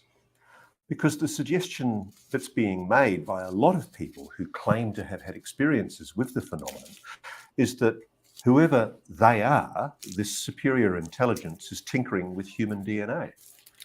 Yeah, I've had a lot of people come to me about the whole DNA thing, and are they, I think there's a lot more ways you can guide a species other than directly interacting with its DNA. I mean, look at what we've done with dogs. It's amazing that he's not just co-signing the aliens modifying our DNA bullshit, but he actually does have some understanding of genetics, being an immunologist. So maybe he knows that part of UFO mythology is complete and total bullshit. It's nice to see he won't co-sign everything, I guess. Tens of thousands of years. Can I ask you one thing? I read a Hungarian scientist's paper. He's a mathematician, and he looked at the probabilities of DNA sequences. And he suggested that there are anomalies in human DNA that suggest some kind of intervention. Is this the WOW signal paper? Yeah. Okay, yeah. What's your take on that? Well, mathematically, it's sound. The only problem is that if you're, let's say, if you're a reader of Richard Dawkins and the selfish gene and how complexity can arise out of selection, the counter to the mathematics is that selection can create something which is statistically low. The thing that I find most interesting, though, about that the WOW signal in the DNA code is how ordered it is. In terms of, like, if somebody were to sit down and say, this is how I want to design something, I'm going to design it in a nicely ordered way. It is strangely ordered. The only way you can... I spoke too soon. He might co-sign this bullshit. Countenance it is to say there's something about the structure of life that required that order. So you either created the order because you designed it, or the structure of life required it, and that's why it came out to be looking like somebody made it. Because when you think about in other words, Christian theology, Islam, a lot of the great religions, all of it's about superior beings coming from the sky. Mm-hmm. There's often, as in Ezekiel in the Bible, description. Grifter bingo, Ezekiel's wheel. Of strange craft. A lot of it does sound like UFOs, right. UAPs. Well, Jacques Vallée actually took that approach in his book, The Wonders in the Sky, where he went back literally into the libraries to get the original documents. I agree, from the scientists and statesmen of the day who had recorded these events, which if you basically... Okay, let's address this one, though. Okay, Phil Ward. Good question. How is Ross disgraced? He is only reporting on what is being said and what the U.S. government is doing. No, he's been caught selling at least 5 completely and totally fake stories, provably fake stories in the past 5 years. Maybe you're not up to speed on that. In fact, he sold so many fake stories that were provably fake in the past 5 years that he just won the Bent Spoon Award in Australia for the fakest stories. That's why he's disgraced. And he also used to be a real journalist on 60 Minutes Australia, Go look up why he's no longer on 60 Minutes Australia. He sold a completely and totally fake story with wackadoo scumbags that were out for money that made claims of sexual abuse against the British government membership. And Ross Coulthart had no problem claiming that members of the British government were the P word. You know, people who have problems with children and who ritually abused his so-called witnesses. Guess what? His witnesses were liars that were out for money, and that was proven. And they were criminally prosecuted for making false claims. That's just one of the completely and totally fake stories he's been involved in. And his contract was not renewed with 60 Minutes Australia right after that completely and totally fake, overhyped, over-sensationalized story aired. He's a disgraced journalist because go ask people in Australia if he's a trustworthy journalist. They will laugh at you. He is a garbage peddler, a known garbage peddling huckster of fake stories in the country of Australia. But somehow he comes here and he's an award-winning journalist. Yes, he won an award for the fakest stories this year for all Australian journalists. It's called the Bent Spoon Award. Go look it up. He's a disgraced journalist. Real journalists who are not disgraced journalists don't get caught selling fake stories constantly. We've caught him. We have videos here detailing three of his latest completely and totally fake stories. I understand that you may not be well informed about this situation, but I assure you that non-disgraced journalists don't get caught selling 3, 4, or 5 completely and totally fake stories. And non-disgraced journalists don't make accusations of child sexual abuse against people with no evidence. He did. And I believe he lost his job with 60 Minutes Australia. Oh, no, they were downsizing and they were going to, cut the staff anyway. There's always some excuse. It's not a coincidence that his contract was not renewed right after that fake story aired. And by the way, I believe that 60 Minutes Australia may have faced some legal consequences for airing that story, which was called by Media Watch to be completely and totally deceptive. That's why he's a disgraced journalist. Now you know. And knowing is half the battle. He just changed or translated the words. They were basically had encountered UFOs at the time, shields in the sky, etc.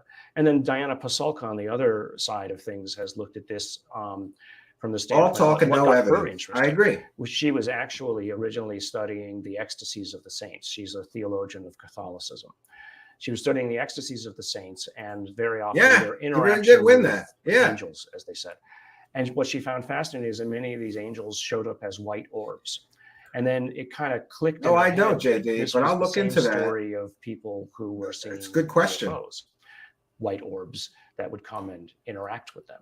So here you have a religious tradition. You're right, Eric. 1,000 years old, very well written, where we laud people and turned them into saints for their interaction with orbs of light. And yet when you turn around and hear it from the neighbor down the street, they're ridiculous. How much of your position on the phenomenon there you go, disgraced journalist experience? If he was a good journalist, they would have renewed his contract. I did see an object very close up when I was a kid. I didn't know what it was. Can you tell me that story? So I was a paper boy. This was in Connecticut, Windsor, Connecticut. And there was a man at the end of the street. That's a slimeball scumbag thing to do for money, but he did. I forgot one other thing. There, so I know. The other reason that Ross Coulthart is a disgraced journalist is because there was a war criminal in Australia, and a bunch of journalists got together and did a story on him being a war criminal. Ross Coulthart accepted a paycheck, and his job was to discredit those journalists. And that war criminal sued for slander and lost, and he had to pay all of those journalists legal expenses for bringing a frivolous lawsuit because the court determined that man was a war criminal. But Ross Coulthart accepted a paycheck to try to discredit the journalists who determined correctly that that man was a war criminal. Disgraced journalist. He's a disgraced journalist for many, many reasons. He's a garbage peddling scumbag, and that's why we cover him here.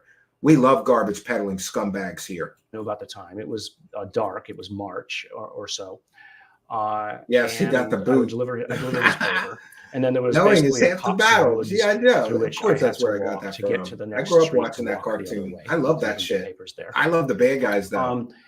And because it was March, Serpentor, there were no Commander. leaves on the trees. And as I was walking through the woods, I could see my shadow in front of me and the shadows of the branches around This is one of Gary Nolan's UFO stories. me, which first kind of caught me off guard because I didn't remember the moon being out. But what was more, I guess, dramatic was that the shadows began to move as I was walking, and they were moving as if there was a light behind me that was moving, which caused me to look up and see an object right at the top of the trees go right over my head silently. Now, what sort of object? It just was a kind of roundish object with, I remember, kind of like 4 or 5 whitish lights pointing down. It could have been a helicopter. Oh, he said it was silent. Maybe it couldn't have been a helicopter. I don't know. But I think I can't even remember how old I was, 10 or 12, whatever. Were you scared? Whatever it was. No, I wasn't scared because I didn't know what it was. And I didn't immediately say to myself, this would have been 1972, 73. Wow, so this guy's like 60 plus years old. I didn't say, oh, there was a UFO, because I didn't even know what a UFO was. And it really wasn't until about 20 years or so. Coulthart got the boot from 60 Minutes here because he attacked British attention as anybody politicians does to as movies P words and things without like any those. proof. And it kind Sound of familiar, clicked in my head. tactic-wise? I Good thought, idea. what Thank was you for was chiming that in, what I Simon saw? McDonald. And so, that story is like the story of many people. I like And so- GoBots and Transformers. I now look at that as, I would call it again, preliminary evidence, preliminary data. Said, okay, well, that's worth understanding. And if other people Free energy is silent because it that's a doesn't kind exist. of confirmation. So why are these people being derided for just reporting what they've seen? Because if it is something He else dreams like of that, being it probed. it Gross. should interest any scientist, in my mind. You have had other experiences too, haven't you? Yeah. Can you talk about those? This is probably the more unusual one. And again, it's I got I'm hardly abducted by the only aliens. individual to have had this. Is you wake up as a young boy. Yeah, I he would was have been banging probably her. 6 I or 7 think. because it was in our I first don't know. house that my parents had bought in Windsor, of little men in the bedroom. I was awake. I knew they were there. I could see them. Scared? I can't remember being scared, but I remember telling my parents the next day about it. Could it have been a dream? It could have been a dream, but when He's so giving here's the himself an interesting out. thing. Could have been a Little dream, men but I'm going in to talk the, about aliens in the anyway. bedroom. If it could have been a dream, it's And, meaningless. It went on for, I guess, a few weeks, and then it just stopped. So I promptly forgot about it. What was critical was I had some of about those. Those were the clear 20 robots, right? years They ago, were kind of like actually here in Palo plastic Alto, clear I was at a robots used with bookstore, silver heads. and I pulled out Micronauts. I'm going to have to look that up a now. book, and I'm pretty sure it was either John Max or Whitley Strieber's book, Communion.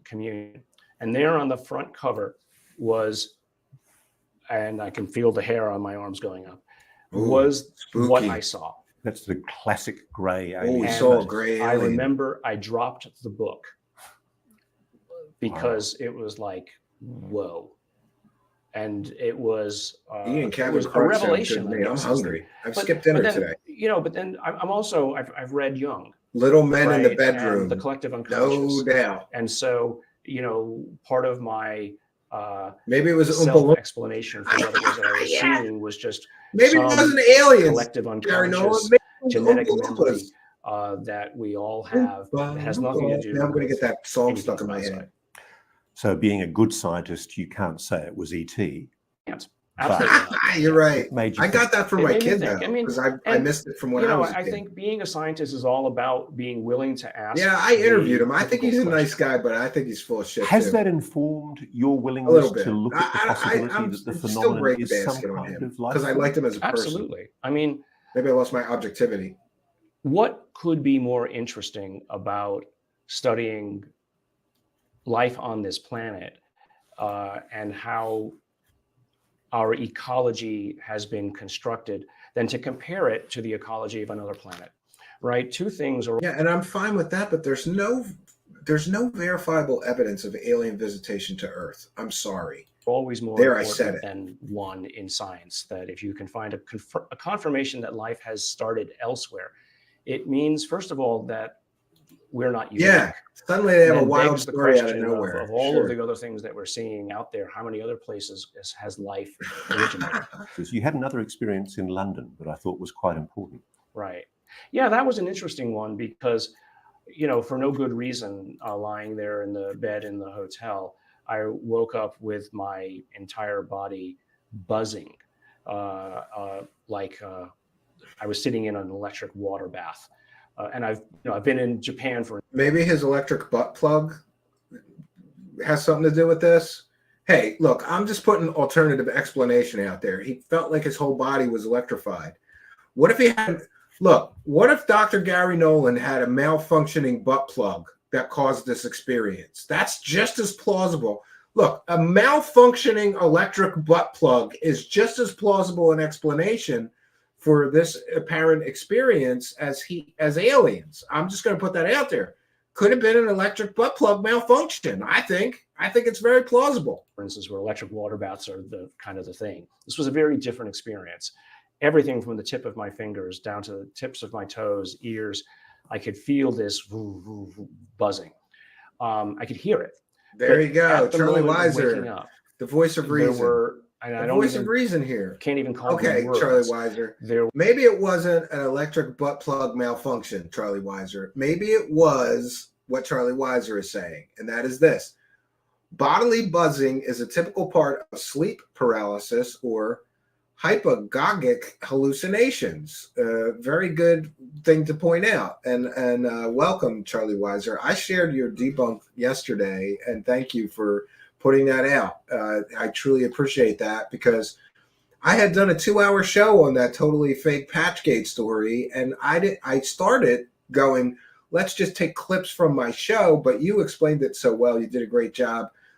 Like It Matters, Charlie Weiser on Twitter. Just search the Twitter search bar for Charlie Weiser. You should find Charlie. A great follow. We want to thank Zizix for a kind and generous $2 and for being a member. Says 2033, 100 years probation ended.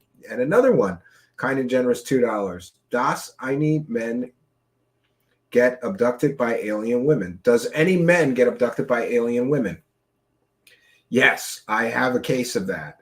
But usually it's some kind of weird sex fantasy.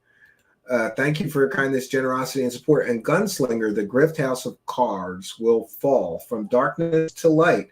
Oh, I know who this is. And by the way, I'm just going to put this out there since you reminded me. We've got a whistleblower of our own. We're going to call it the Grifter Whistleblower. We're going to call that whistleblower our Grifter Whistleblower. Do you know that some of these grifters try to recruit members of the intelligence community into their UFO grift cause? And we've got a grift whistleblower, and we're going to be bringing them to you. And wait till you hear the stories this person has about the behind-the-scenes grift. It's going to be a Truthseekers exclusive, but we want to thank you all for your kindness, generosity, and support in helping us to praise the cash. Praise the cash, praise the cash, praise the cash. Thank you, Gunslinger, and thank you, Zizix, longtime show supporter. We appreciate both of you. Thanks for appreciating us. There was, there was words in my head that said, "This is how you connect." Whoa! And it wasn't the word, but that's the best translation of the moment. And after about 10 to 15 seconds of this, I just, and this is why I don't think it was physiologic necessarily, or some sort of odd physiologic effect. I just said, this has to stop. Make it stop. And it did. Yeah, what he's describing suggests to me what he's describing could easily be sleep paralysis. You wake up and your body has that pins and needles feeling. That's what he's describing. Did you ever, I don't know about you, did you ever have this experience where like your leg fell asleep while you were sitting on a chair? one time I fell flat on my face here in my house because I was sitting for some reason with my leg crossed under the other leg or something, and my leg completely and totally fell asleep, that pins and needles feeling. And I went to stand up to get a snack from the kitchen, which is right next to our living room. I fell flat on my face. But this description of his is his body being electrified. That's pins and needles. And I have had the experience of sort of sleep paralysis like that, where I woke up and my whole body had pins and needles. And within a few minutes, though, that sensation leaves you and you return to normal function. But he goes straight to aliens here. That's not a coincidence that he just, and this is a scientist that just puts aside any normal explanation for this experience and goes straight to, it's got to be aliens. But besides sleep paralysis, I still think a malfunctioning electric butt plug is definitely a better explanation for this. Maybe he put it up there, the butt plug, before, maybe he was giving himself the business before he fell asleep. He fell asleep with the butt plug in. Maybe the plug was a little frayed, or there was a short circuit, went up his butt and through his body. Electric butt plug malfunctions happen, okay? Maybe Dr. Gary Nolan was not the victim of aliens. Maybe he was the victim of electric butt plug malfunction, okay? It happens. The phenomenon's trying to engage with you. I mean, it could be, but again, I can't imagine why I would be so important that it would take any time to do so. Can I ask you this? There are scientists, people in defense, people in intelligence, in government that I've spoken to in Australia. You're right, Brett. Who've all admitted to me they've had weird, I guess you could call them, paranormal experiences. Mm-hmm. Some of them are UAP, some of them involve entities, such as what you're talking about. Ooh, aliens. What's your advice to people like those? I think the advice is don't be ashamed, first of all. Don't feel that you need don't be ashamed to come forward. Malfunction. But I think Occam's razor says butt plug. The advice is others have seen it, so you can believe that you're maybe not it's a crazy. Feature. I think that's the first thing to do. But then take solace nuclear powered butt plug. That the U.S. government maybe it was a metamaterial butt plug, and saying that, well, you know what, this is real and it's worth study. The one thing I've learned from reading about quantum physics is that there's a hell of a lot of science that we still don't understand. Yeah. Like Newtonian ideas he bought a butt plug with Timu. No longer really have much application when you start talking about. I got to look this up now. True. We got to see if there's electric butt plugs. Well, I mean, I think there is. For thousands of years, even going back to Plato, we would think of the atom as an object, right? We think of, even up until when I was a graduate I don't want to look student, at that on Amazon. A student in college, we would think of them as solid forms, but now we realize they're all waves. And that a particle doesn't exist in one place. It actually exists. Look, I just want to share this so that you know I'm not crazy. Look, here's some electric butt plugs. Electric shock E-stim butt plug bipolar plug. Little Devil electrical stimulator, mature. Yeah, I don't want to look at this on Amazon because I don't really want my wife thinking that I was looking for an electric butt plug because we share an Amazon account. But yeah, look, there's plenty of electric butt plugs. Maybe an electric butt plug malfunctioned and caused this weird effect. I'm just putting it out there. It's just as, listen, there's just as much evidence that what happened to him was an electric butt plug malfunction than there is that it was aliens. Just as much evidence. You can't deny that. All right, let's get back to it. Exists in a superposition in many places at once. Now, one thing you've been doing is you've been looking at the brains of experiences. You've been using MRI imaging. Free energy butt plugs work the best. Have you reached any conclusions about whether people who've been exposed to the phenomenon have characteristics?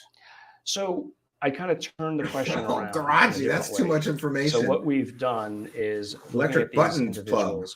I had an X that was in that there is a bundle of nerves at the head of the caudate and putamen in their basal ganglia. This is an important area of the brain that has to do with sensory perceptions and actually integration. You're right, Steve Long. Maybe you need a shrink, not somebody to help you sell your alien do something. It gets passed down to this area. This area says, well, what in my environment do I need to No, access not or in the know butt about plug. to accomplish that goal? No butt And then stuff. it creates Same for my a set wife. of She's not goals, really sub goals to accomplish the desired outcome. So Exactly. this area of the brain, and especially this one area at the head of the caudate and putamen, had overdeveloped interactions compared to normals. There was a density of neuronal structure there. And is that a positive thing?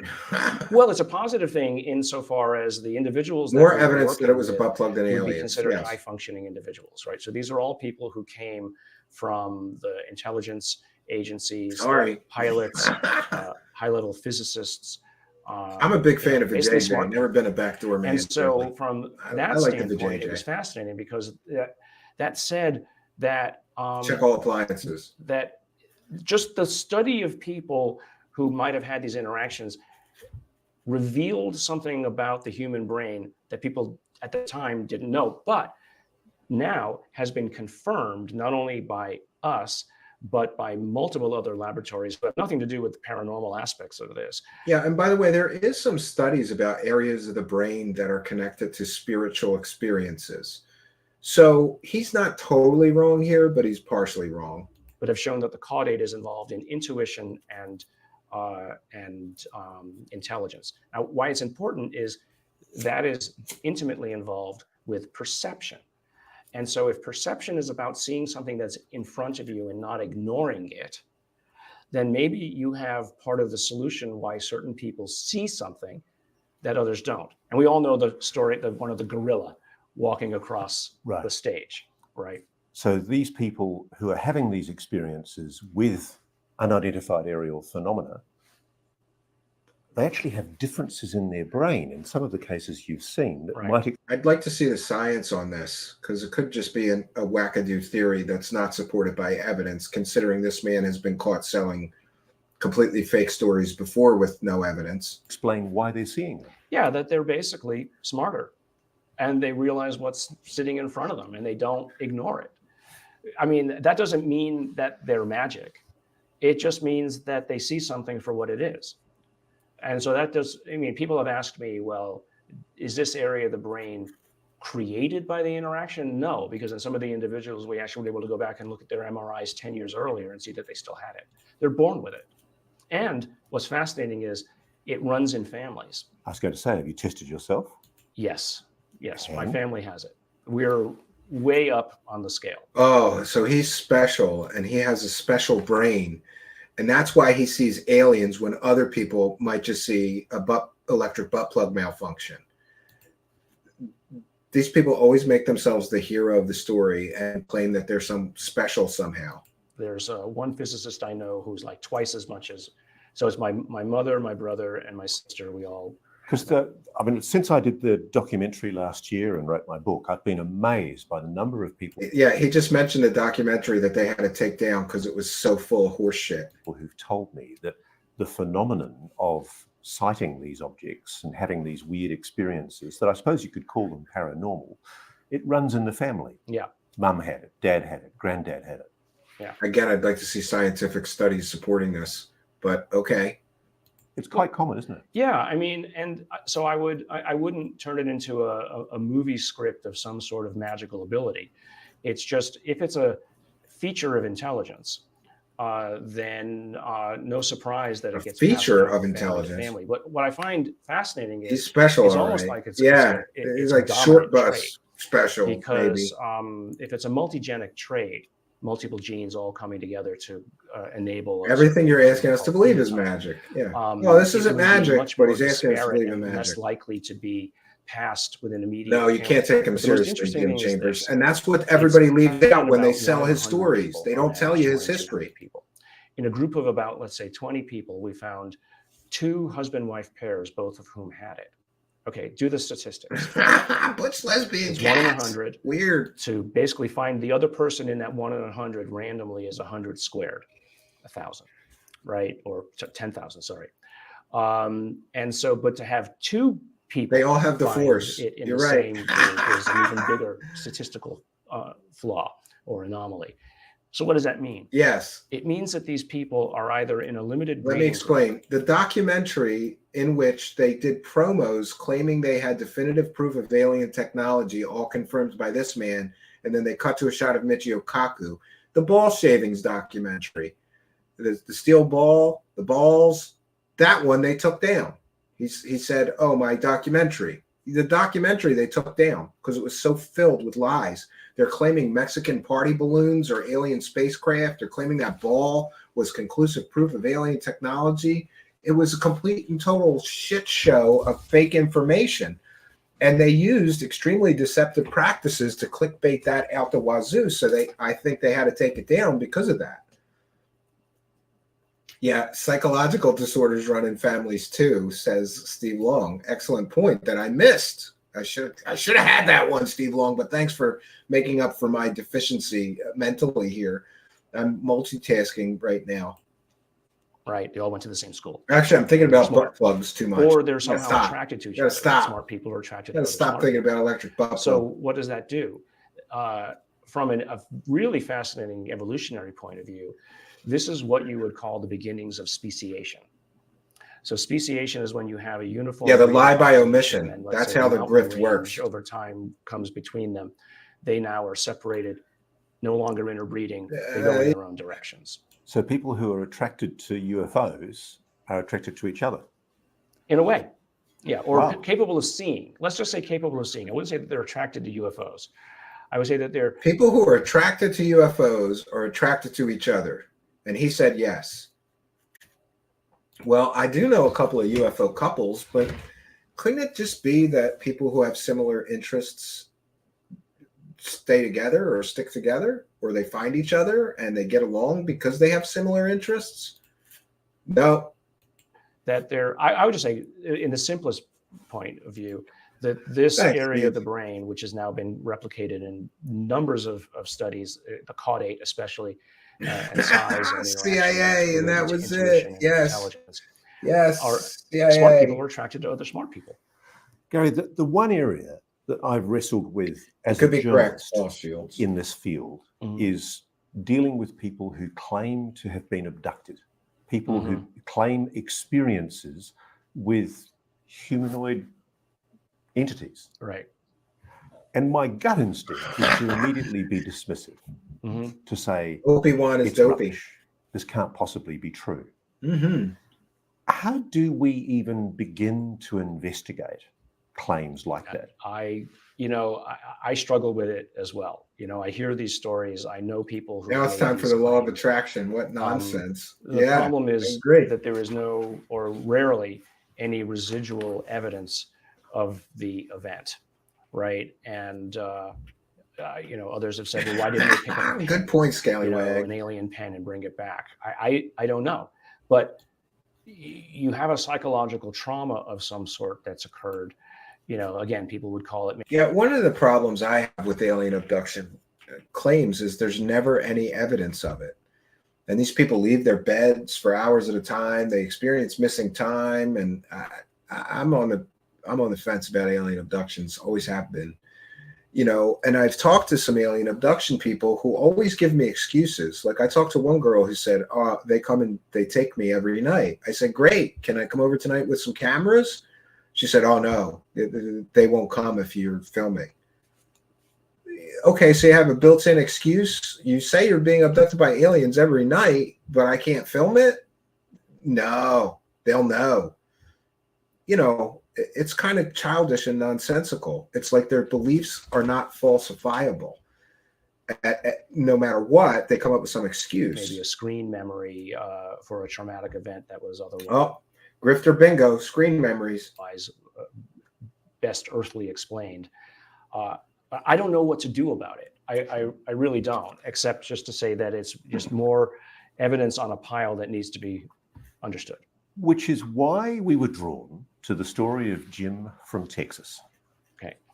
Jim's balls. A guy who claims to have had abduction experiences ever since he was a little boy. Is it Jim's he balls? Describes beings with big heads, grey aliens, coming through the wall to take him away. Some of it sounds fantastical. And then all of a sudden he tells us he's got this sphere. Oh this yeah, it is. object It's the that Jim's Balls guy. He was given by a friend that the friend saw fall from a UFO.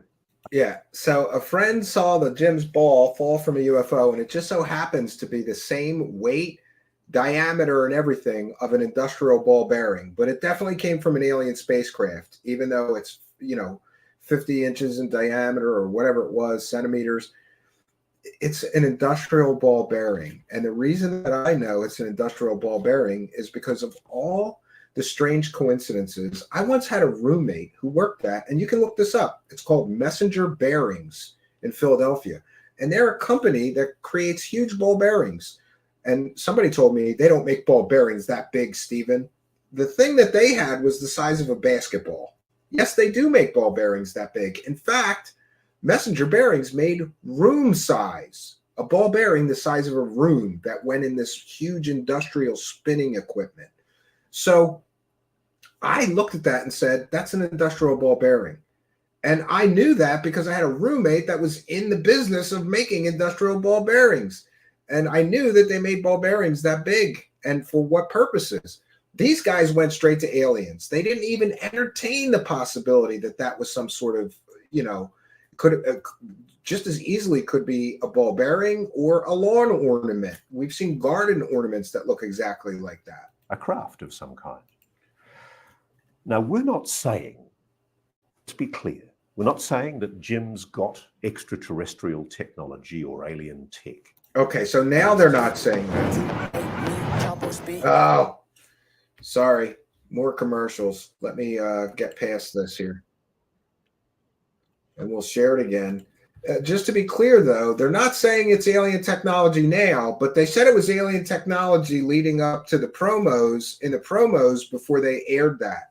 It was conclusive proof of alien technology. Now they're backpedaling. We're not saying that he has alien technology. Well, then why did you lie and say he had conclusive proof of alien technology to sell your shit documentary you had to take down because it was so full of lies and fake facts? What can we do to objectively investigate that as a scientist yourself? Well, I have seen the videos that you've seen of this ball spontaneously rolling around the floor. And Jim has apparently had this for 40 years. And so why would it move? What kinds of propulsion inside might we use to conventionally explain it? Well, you can imagine some sort of movement winds up a spring. You're right, Paul Shields. It weighs exactly 50 pounds. Is why it moves around at some level. But why would anybody make something like that? And why would anybody expose themselves to public ridicule by claiming that it's alien technology? Well, the most interesting thing about this story is, and and by the way, just to be clear, Gary Nolan was supposed to do the analysis on that, and he has a machine right there in Stanford University labs that can do the analysis and determine if that ball was made of earthly metals or not, and he could have the answers in 20 minutes. Why didn't he do that? Why didn't he do that? We've been waiting more than a year for a 20-minute analysis, and if you notice, the clip that we played earlier where Gary, because I am working on hover car technology right now. Wrong one, not the hover car technology bumper. In this clip where Gary Nolan is getting all pissed off because people were pissed because he promised everybody conclusive proof of alien technology along with this clown Coulthart, then they said, where's the analysis? He never did it. I think there's a reason he never did it. Or he did it, and he knew they were normally earthly materials. Listen to him get so pissed off here. They come to me with some of their results, and I basically said these results are shit. So I'm sorry to the people who are so friggin' impatient that they won't get off their butt and go learn the stuff and do it themselves. I'm not your daddy. I'm not here to do things for you. I'm sorry. Where's the analysis? He still didn't finish an analysis that would take him 20 minutes, right? The metal sphere story came to my attention because of a gentleman in England had been noticing in a lot of the pictures of claimed UFOs that they were often, you'd have the central object and then there would be at least 3 or 4 of these metal spheres that would be. Yeah, and I know that Twitter account. He posts balloons all day long. And it's fascinating because he could go back 30, 40 years and find this exact same phenomenon. You would have, which just as easily could be mylar balloons, and then you would have 3 or 4 spheres around it. So you could claim that any individual picture was a UFO. But this story of the spheres, I agree, Steve Long. He refuses because really didn't happen until it's a recently. ball bearing. So how did a hoaxer, multiple hoaxers, know 5 decades ago to not only put a UFO in the picture, to put 4 or 5 spheres? Because I have never heard this story before, and I've read a lot. You've heard of the Betz spheres? I've heard of them. I don't know as much about it as I need to. There was a family in Florida in the mid-1970s who... Yeah, and that story's been debunked. So now we're bringing in another fake story ball, slightly to co-sign for this fake story. But nonetheless, a solid metallic sphere. He has access to a mass spectrometer with isotopic ratio analysis ability. Moved around on its own accord in the house and became the subject of great hilarity and fascination by different media, and indeed the US military got involved. And at one stage they admitted that they couldn't explain it. I can't remember. Did they take it? They did. The US Navy took it for testing, and apparently when it came back, it didn't work anymore. It didn't work anymore. They probably just substituted it for something else. Oh, pile of conspiracy theory on top. I mean, the Betz sphere was debunked years ago. I'd love to get my hands on one of these things and a ball valve. Or a ball bearing. You are correct. That's another possibility. Ball valve. As you suggested, some scrapings of the corrosion on the side of the sphere. What could you do with those? I mean, I would do the same kind of mass spectrometry experiments. He's asking him, what could you do to analyze the ball shavings? This is over a year ago. They took those ball shavings. He's just sitting around with ball shavings in his office for a year. He can't spend 20 minutes to put them bitches through a mass spectrometer and come back. And Steve Long is right. I think he knows that it is a ball valve or some sort of industrial equipment like a big ball bearing. And he won't show the analysis. Now, Ross Coulthart, what could you do to analyze those? He was supposed to analyze them a year ago. What's taking so long? Is he too busy playing with electric butt plugs that he doesn't have 20 minutes? That I've done before. And then also there's a kind of non-destructive analysis you can do. It's kind of it's called an electron backscatter approach to determine what some of the elements are. Any mass spectrometry approach is, and they mix those two stories up to sell destructive. it. So I would be using the least of the destructive approaches for this. Now, one thing I hadn't thought about, we were obviously at one stage keen when we were in Texas to get this thing scanned in some way, but obviously, if there is, I mean, a remote possibility that this is some kind of technology, it's not just these are experts. Nobody's going to put it into a scanner until they know what's inside it. Well, I wouldn't put it in a scanner unless that scanner was in the middle of a field surrounded by concrete, because I wouldn't want something bad to happen. So it's a big issue. How on earth can we prove what Jim says about that object? So I think there are very simple mobile scanners that might cost a few $1,000s that you wouldn't mind losing. First of all, to see if there's any kind of unreliable and dishonest. I agree 100%. This made us unreliable and dishonest. You measured the weight, you measured the circumference. Called conflation with an emphasis on con. Yes. Was the density significant to you? It wasn't pure iron. Basically, that the size of it, if it were iron or anything else, it wasn't pure iron. Which means it's a manufactured alloy at some point. It's a manufactured alloy, or it is. So see, already it's a manufactured alloy.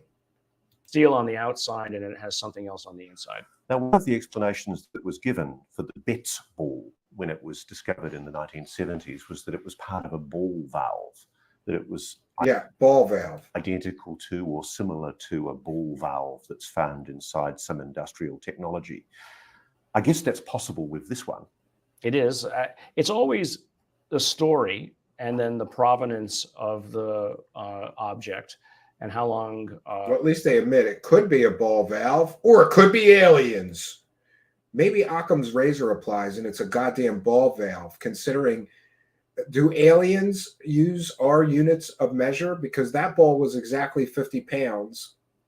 And when measured out, it matched, I don't remember if it was the metric system or inches, but it measured exactly a certain number of inches or centimeters and exactly 50 pounds. So aliens are using our units of measure? How would they even know our units of measure to manufacture alien technology that matches our units of measure? It makes no sense. And he's supposed to be a scientist. He's a goddamn wackadoo. Do you trust the story? And is there any other anomalous behavior of the object? Well, it does move around. And so I kind of find that fascinating. It makes me wonder why. Yeah, and we've talked Stanford about, has several conventional ways it could still do something like that. Because it's possible. I mean, we all conceded when we saw it. It was moving around within a few minutes of when we put it on the ground. It appeared to be stopped. Mm-hmm. It appeared to be stable, but then somehow it started moving. So maybe it was movement. Could be an from us unlevel walking floor. across the floor Could or be something anything like that made it move. Mm-hmm. We can't exclude that. They're debunking themselves. Right. I know these guys Is are not there too a bright. machine, even assuming one can get access to be allowed to use the machine, but is there a machine that can look through dense steel? Oh yeah. I mean, that's a standard. I mean, you know, whether anybody would let you do it is really the question. But I would say that, you know, there are people I know in the He knew government that wasn't the right machine for the have job, such but most information. people wouldn't catch that. I don't know if Jim would Again, let the government deception, have it to be I know dishonesty. that's part of the problem. I'm not sure I would want to. Thanks, give it Arden. to them either, you know, but we'll see. When you say the government's been involved in a cover-up, do you think they've been concealing? Oh yes. It's Yeah. an amazing I mean, allegation. I know it for a fact. I mean, I just Like, know that why? I have no idea. because I I've think it's spoken pure to grift people who are about to come out and money. and whistleblow on it. Maybe. Wow. So you know what's coming. Yeah. So there has been a cover-up. Yeah. And there's been an active cover-up. And what's nice, I agree. actually, frankly, about the transparency is it's the, possible, but then addresses nothing. machinations and maneuvering of the people who've been keeping things behind the scenes. The light has been shown on them. I mean, just look at what the Department of Defense announced last week. I agree. They announced an office to study the phenomenon. Money put aside. They've said we're going to go back to 1947. Which is incredible. That's the date of Roswell. Yeah, 1947. We want a list of every. Maybe the government just wants to go through everything to get these UFO wackadoos off their case. I mean, imagine if a bunch of wackadoos that believed unicorns were real were constantly harassing the government saying that they were covering up unicorns, because that's what's going on right now. A bunch of UFO wackadoos are harassing the government, claiming they're covering up UFOs. Every operation that you've done to disinform and misinform, we want, and this is fascinating that they did this, we want a list of all of the NDAs, the non-disclosure agreements that have been instituted around these kinds of programs. Why is that interesting? It's not the NDAs themselves, it's the people who signed the NDAs, because that then is the paper trail to the individuals and the programs in which that they're associated. Are you aware of NDAs are very common in the government. If you're going to work on any government related projects, and I know this from personal experience, you have to sign an NDA. I once worked for a short time at the Drexel Robotics Lab, and you should have seen the paperwork. NDAs are common. It doesn't mean there's a cover up. It means that they're trying to keep whatever they're working on secret. And that doesn't always mean it's got to be alien technology they're working on and hiding. And that's why they're making people sign NDAs. It boggles the mind that he is so stupid. Like, I'm sorry, there's no other word for it. Like, everybody that works on any classified project or secret project for any government entity, including DARPA, Drexel Robotics, was working on projects, which, by the way, had to do with surveillance technology. But anyway, you got to sign an NDA. It doesn't mean that there's an alien cover-up because they're making people sign NDAs. This is just such a leap of faith here. a document called the Admiral Wilson document? Yes. Do you think it's genuine? Yes. Oh, they think that Wow. the fake Admiral Wilson document is real. A document that the person who is heavily featured in it, Admiral Tom Wilson, called a complete and total work of fiction. Oh, he must be part of the cover-up. I mean, I know Eric Davis, and Eric is of a kind of character that it's just impossible for him to lie. He just said that it's totally impossible for Eric Davis to lie. This man said 3 years ago that that the United States government was in possession of non-human spacecraft, and he never proved anything. But it's impossible for him to lie? Is it impossible for anybody to lie? I don't think so. That's a nonsensical, stupid statement. The significance of that document is that the former immediate director of the Defense Intelligence Agency, Admiral Thomas Wilson, who said that those notes are a complete and total work of fiction, allegedly had a conversation with Dr. Eric Davis, a renowned physicist, where he imparted his discovery that there was a secret UFO reverse engineering program going on inside the US government where they were hiding recovered spacecraft. And he said that those notes, Admiral Tom Wilson said those notes were a complete and total work of fiction. And here's another thing many people don't know. The whole story starts with Dr. Stephen Greer meeting with Admiral Tom Wilson, along with Edgar Mitchell. And in that meeting, known UFO scammer, grifter extraordinaire Stephen Greer gives a decorated Navy admiral a completely and totally fake document. It's called the NRO document. It's been proven 100% to be a completely and totally fake document. So Stephen Greer and I guess Eric Davis claim that a decorated Navy admiral was handed a completely and totally fake top secret U.S. government document that's not real. And because he was handed that fake document, he didn't check that the document was real or anything. The guy's got 100 people on his staff that could do that for him.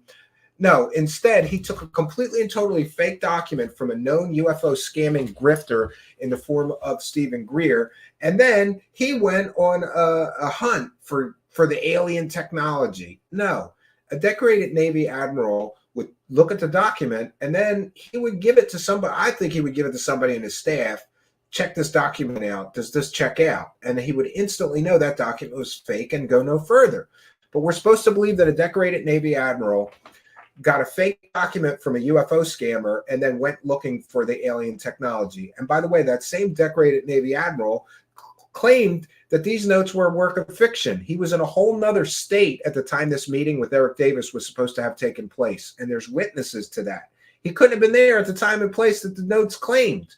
But don't let things like facts and evidence get in the way of a good bullshit alien story you could sell.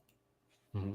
And it was being hidden in private aerospace, in a private aerospace corporation. Oh, that's the UFO mythology. The journalist in Lockheed Martin is hiding the aliens, not the government. That's how they can keep it secret. Compartmentalization and exemptions from FOIA. Sure. Gary thinks Americans can't keep secrets. I mean, everything leaks in this country. And this is an example of it. Okay, so you take that point. Yeah. Ultimately, it did leak. Ultimately, it leaked. But what was interesting was that how it was found. It was found in Edgar Mitchell's effects after he died. There is zero proof that this notes came from Edgar Mitchell's estate. People keep saying it. Has anybody talked to the family of Edgar Mitchell? Do we have an on-the-record comment that these notes leaked from his estate? No, we don't. We have an anonymous source who claims he got it from Edgar Mitchell's estate. I follow this Admiral Wilson story so closely. They use 10 anonymous sources to push this story. There's an anonymous source who got the notes. There's an anonymous source who gave the notes to somebody else. There's an anonymous source who also got the notes and then leaked them to this Imager website. There's another anonymous source that Richard Nolan was using to help prove that the story was true. If you need that many anonymous sources, the story's probably fucking fake. But, don't let things like that get in the way of a story you could sell. No one has ever proven. There's no statement from Edgar Mitchell's family that these things came from Edgar Mitchell's estate. It wasn't like anybody went out of their way to put it out there. And it had been Apollo 14 astronaut. Edgar Mitchell. Yeah. And Eric Davis had written it. And I don't know what the story was as to how Edgar Dr. Mitchell got a hold of it, but nobody was looking to actively reveal this. It was the work of journalists who finally got a hold of Edgar. It wasn't the work of journalists. It was the work of UFO scammers, many of which have been involved in fake alien and UFO stories before this one. That's important. He's calling them journalists. But then again, he thinks that this clown sitting next to him, Ross Coulthart, that keeps getting caught selling completely and totally fake stories over and over and over again, is also something called a journalist. He's not. There's materials who decided to release it. So why would Eric Davis lie about writing something that he never intended to go public in the first place? He was just doing what an intelligence agent does on a regular basis, which is write reports of what it is that they've been doing. Eric Davis is not an intelligence agent. And Eric, quite conspicuously, has never made any comment one way or the other about the veracity of the document. Right. Well, he can't, can he? He can't, but well before. Oh, it's true, but the person that wrote the notes can't confirm it. Or this. Stephen Greenstreet famously asked him, Eric Davis, oh, I can't talk about that. It's this top secret garbage, fake talking point. Oh, it's top secret. I get in a lot of trouble. That's too dangerous. I can't talk about it. Came to light, I already knew of the document. So because, you know, Eric was part of a group that I was associated with around this. The implications of... Yeah, and the group is a wackadoo email list that they all share fake shit together with. That are mind-blowing, Gary. Yeah. I mean, this conversation, you've told me that you believe on evidence that there is a non-human intelligence of advanced technology on this planet. Right. He believes on evidence that there's a non-human intelligence on this planet, but he hasn't shown or put forth any evidence to prove that that's true. Advanced capabilities. Now, I don't know whether it's a technology per se, because I'm leaving open the idea that it's some form of consciousness that is non-material. Oh, get your grifter bingo card out. They said consciousness. Let's talk about consciousness now. And interdimensionality. Throw in the word quantum, Gary. And I know, say to my colleagues out there, I know this all sounds absolutely crazy, but if you've seen the things that I've seen, you would only be able to come to a similar conclusion. Which is the same thing. These things are, you know, this diatribe that he has access to super secret information, but he can't share it. Well, then show us the things you've seen. He can't, and he won't. Why is that? Very convenient. You know, I know, again, my reputation takes a hit. I'm sure that there are, you know, prizes and other things that I am never going to get because I'm talking about this. That's nowhere near as important as this subject matter to me. The best science, isn't it, is when you go against the grain. Yeah. Well, that's the, you know, Thomas Kuhn's book, The Structure of Scientific Revolutions. Eventually, the anomalies. I got a big brain. I read big books. And the things that don't fit the picture add up to the point where you can't ignore it anymore. And so that's what has just recently happened. We're unconscious in the desert. Grifter card bingo ready. Yes. We're at a huge moment in human history right now. To me, I mean, either it's a gigantic WACKADoo. He's special. He's seen things. Right? It's a yes. Bazillion people, or it's real. And so on the off chance that it's real, I'm willing to spend any amount of time doing it. I mean, you know, the Mega Millions Powerball is this weekend. Guess who went down and bought 20? Even though I know that there's, like, you know, 1 in a 300 million chance that I'm going to get it. And I bet you'd spend all the money on science. I probably would. Yeah. I wouldn't be doing my job, Gary. He'd spend it on butt plugs. I think he'd spend it on electric butt plugs. Some of the whistleblowers. Mm-hmm. How hard has it been for them to come out of the black world and admit that they know about a government cover-up? Well, it has. I think it's been extremely difficult for them. Apparently, what Lou Elizondo and Chris Mellon have accomplished, right? Basically, getting the U.S. What Chris Mellon and Lou Elizondo have accomplished is lying to everyone for years. They haven't accomplished anything. They filled their pockets with millions of dollars. Well, somebody did right? Millions of dollars were raised for the TTSA techno scam. They lied to the New York Times. Well, somebody did, and Lou Elizondo was the principal source behind that original article in the New York Times that was filled with fake facts and false information. But he's going to tell you how much Lou Elizondo has accomplished. U.S. government to come out and create now an atmosphere of allowance to talk about it. I mean, it happened even like 2 years ago with the Navy, where they said, now we want you to tell us about these events that you're seeing. We want you to stop hiding it. Do you believe that, though? I mean, I'm sorry, I'm very cynical about the idea that elements of the US Armed Forces have suddenly undergone a religious conversion and decided that they want to be disclosure activists. You know, and now that we're getting towards the end of it, I believe that this is an older interview that they've reposted. I just don't buy it. I mean, I think the US Air Force in particular is trying to gag this whole story, isn't it? Yes, but I mean, you just used the word religious experience. I mean, Yeah, the US government is trying to gag this whole story.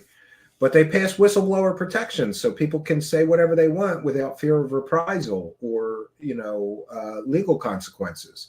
But they're trying to gag everybody? That makes no sense whatsoever. I mean, it's, if they were trying to gag everybody, they wouldn't pass whistleblower protection and give people the legal right and ability to say what they know. I hate to say it, it's pretty well known that the people within the government who are the most anti-letting of this information out are religious fundamentalists who believe that this is, talk about crazy. Yeah. They're the ones who think it's the devil. Yeah. Right. So they're saying it's demonic. I mean, Oh, I've actually had people no with wonder. Yeah, conversations this with seems people in the familiar. US We might have done this a who second told me time. We is might have done demonic. this before. Right, you shouldn't be looking at this. Right. This is evil. Right. And yeah. Well, we saw one of them. He's so a proven liar scammer. how do you counter that? Yes, kind I of, apologize. I did not know. I thought this worldview? was a brand new interview. To me, even if it is demonic, I want to understand what they're doing. Hi, everyone. Mark Barden here. with Oh. Sandy Hook Promise. Hold on.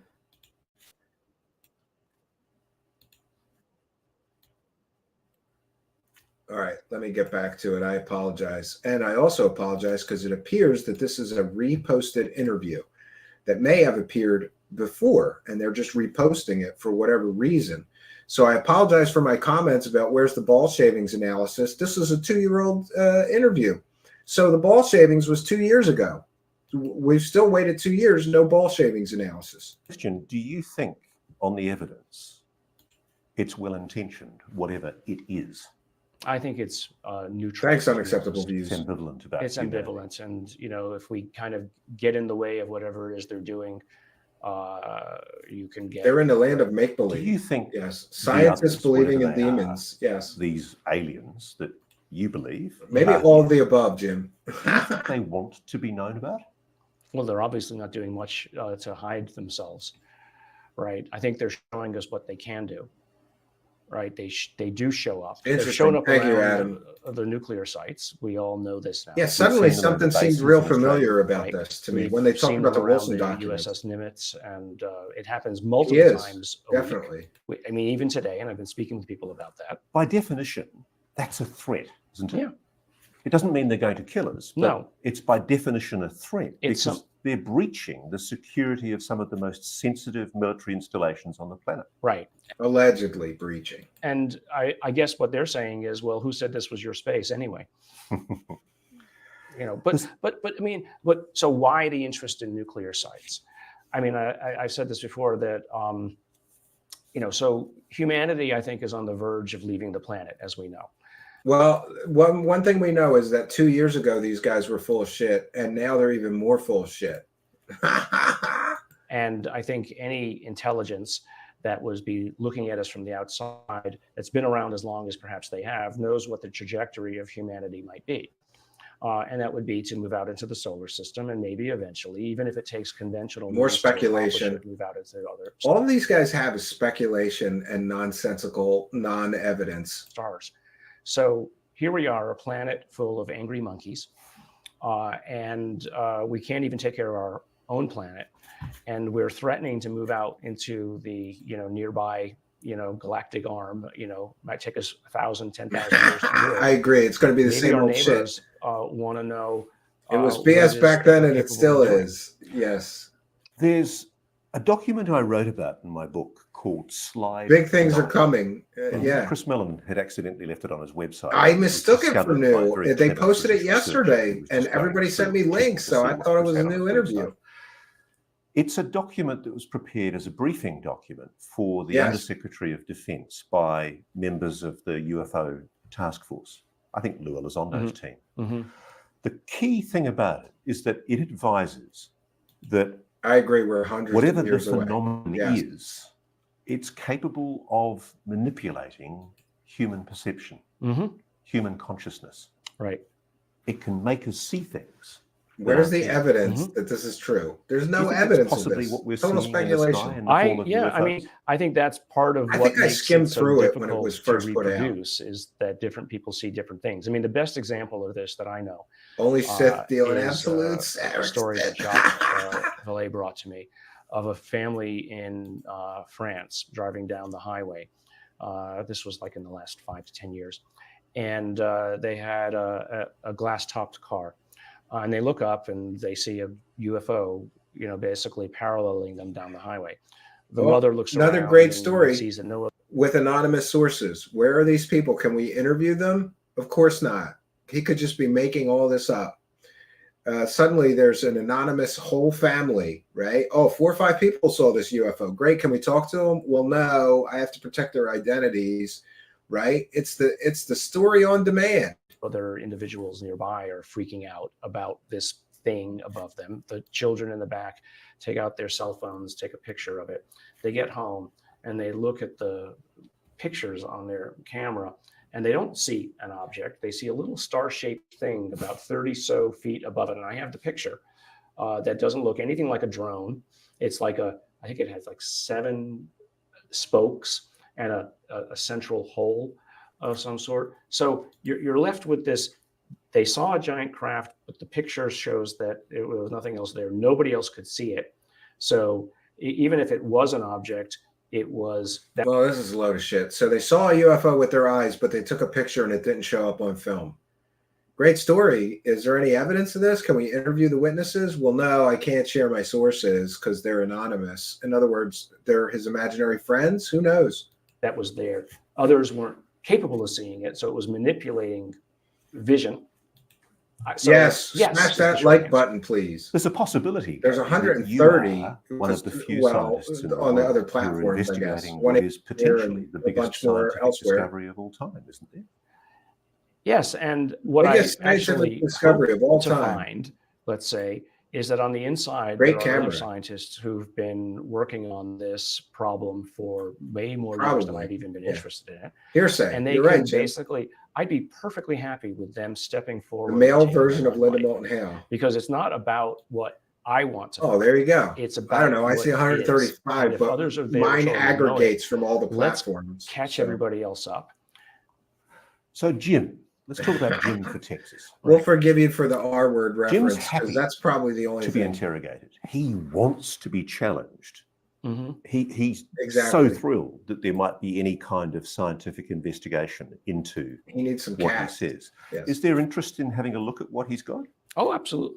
I would, but again, it's the resources and capability have to be there. I'm not going to go down there and ask him to give me the thing, and then I just take it home and wait to, set up the kinds of analyses that need to be done. So here's a big excuse. This is 2 years ago. They've still not shown conclusive proof of alien technology, though they promised leading up to the documentary being released that they had conclusive proof of alien technology. We're 2 years out. Where's the conclusive proof of alien technology you already promised us you had 2 years ago? If and when you've got a laboratory that will accept Absolutely this technology and be able to scan it properly, you'll do it. Oh, absolutely. Why not? This is 2 years ago. He hasn't done it yet. He's never going to do it. Liar. I have looked at many things over the years. You probably, some of your listeners might know the Atacama mummy example. Somebody wanted it to be an alien. I said, let's use science to study it. No, it turns out to be Unfortunately, probably a It's a stillbirth formed human of some kind. fetus. And I know Dr. Greer has maintained that you were obviously got at by the intelligence agencies to stop you from revealing the fact that it was alien. Well, he knows where the sample is, and the good thing about science is he could go back and test it again. So the point that you're making is that you're prepared to be rigorous and challenge the believers, right, when you can prove it. There's actually another. I think the only reason is because he couldn't skew the results because other people were involved in that analysis. They called it the Star Child skull that I, basically got my hands on to look at. It also is just human. I mean, it's not about the most spectacular cases, and this is the same thing in science. The best science give us a is science always lesson here. noticing the points that are off the curve. The wackadoo. Because first of all, you have to explain why that point is off the curve, because there might be something wrong with your experiment. But if it is off the curve and it's absolutely reproducible, then you've discovered something novel. This is what we're looking at right now. It's off the curve. If it is real, it's definitely off the curve. It is, as you say, the biggest discovery in human history.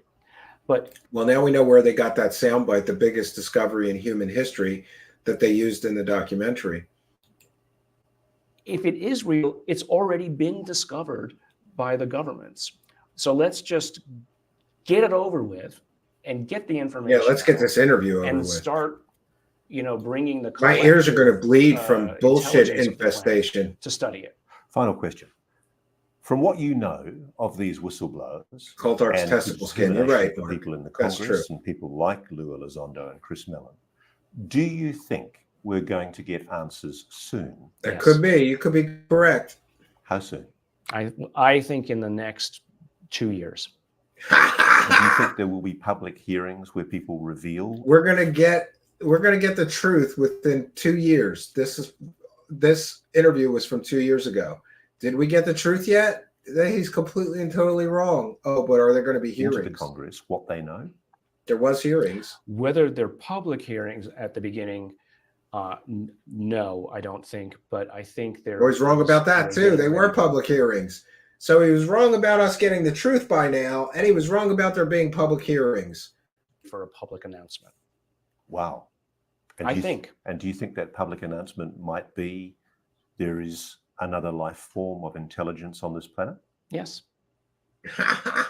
He thought there was going to be an announcement that there's other life forms on planet Earth in the next 2 years.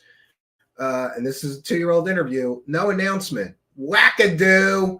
Wackadoo. I think he ought to stick to playing with butt plugs and give up science because he's a piss poor shit scientist too. I mean, that's the only trajectory we've got. I mean, I've always said that I've only ever been interested in studying the inevitable or working on the inevitable. I know. Science. I agree with you. I think it's inevitable. Professor Gary Nolan, thank you very much. Thank you. Oh, thank God. Yeah, this was from June 2022. So we got to get an announcement in the next month or two, a couple months here. Oh, thank God it's over. Thank God it's over. Thank God it's over. This 2-year forecast is why they are re-releasing this video, to give them another 2 years. Yes, Paul Shields. And thanks for being a member. Thank you for your contributions here. And we want to thank Wreaking Havoc. If for those unaware, if you become a YouTube channel member during the live broadcast, we give you a big thank you. And we want to sincerely thank Wreaking Havoc, longtime show supporter, who just became a channel member. I think again, they were a channel member. They're a channel member again. Thanks for helping us to praise the cash, Wreaking Havoc, and being a good show supporter. Praise the cash, praise the cash, praise the cash. All right, we've done our due diligence. We're almost at 3 hours here. I didn't think this was going to take this long to get through, but it was just so bullshit dense that I had to stop it and correct their fakery and fraudery and bullshittery so often that this took 3 hours. So we'll take some comments and questions from the live chat for those that have asked. There will be a show tomorrow night at 9 p.m., but it is going to be a replay. I have to post them this evening. I'm hoping to get that done tonight. It looks like I'm going to be leaving for the cabin tomorrow night. And for those unaware, I leave here around 6 or 7 p.m. and I almost never make it to the cabin by 9 p.m. in order to do a live show from there. But I may do a live show from the cabin. We're going to go through that Rush interview with Tucker Carlson, much like we went through this one. So if you enjoyed tonight, you're probably going to enjoy that. I'm tired and my IQ took a nosedive during this video. Yeah. Mark Freeborn says Nolan is CIA Stanford misinformation agent. Well, he verifiably, according to him, worked for the CIA. So could be. It could be. Right? Eric Stitt says, no, we got crushed. That's not how you spell truth. 2 years will be June 2024, according to the video comments. Okay, so they got a few more months to get that announcement that we are not alone in the universe. Garbage in and garbage out for Coulthart. Yeah, absolutely. Scallywag says, I refuse to believe the U.S. government can keep a secret like this. They're incompetent idiots. I tend to agree with you. Unacceptable Views is here. Shout out to Unacceptable Views. AR-15 website listed this June of 2022. All right, so they got a few more months here. Chop, chop. We got to get that announcement of non-human intelligence on Earth, Gary Nolan, you idiot. You true believing wackadoo. Oh, and by the way, I did misspeak. I said he was a piss-poor shit scientist. I think that he is an accomplished scientist in his field of immunology. And yes, he has some patents and wrote some papers. It doesn't mean he's not wrong about everything alien that he talks about, though. Facts matter and track record matters. What will come first, says Operation Shutdown. By the way, thanks for being a member. Ball shavings analysis or Wilcox hover car? I'm going to have to bet ball shavings analysis because David Wilcock doesn't have a chance in hell of creating hover cars since he's been wrong about everything else. Yeah, that's a whole nother thing. We try to stay away from politics here, though, Scallywag, because, well, to be very honest, I don't really care about politics. But one thing I do know is that both sides of the political aisles are all criminals. So I've never wanted to pick a side. You people who do pick a side and are very passionate that your side is less criminal than the other criminals, congratulations. We try to just avoid it. Because generally, no matter what I would say about a political topic or subject, whether it be abortion rights or the wars going on, whatever I say, half the audience won't like it. So I tend to kind of just stay out of politics here. And honestly, in real life, too, I think everybody in the government is a criminal. Now, I will say that I've had some good experience with my local government, with the people that work in my local government. Do you know who matter to you as a citizen?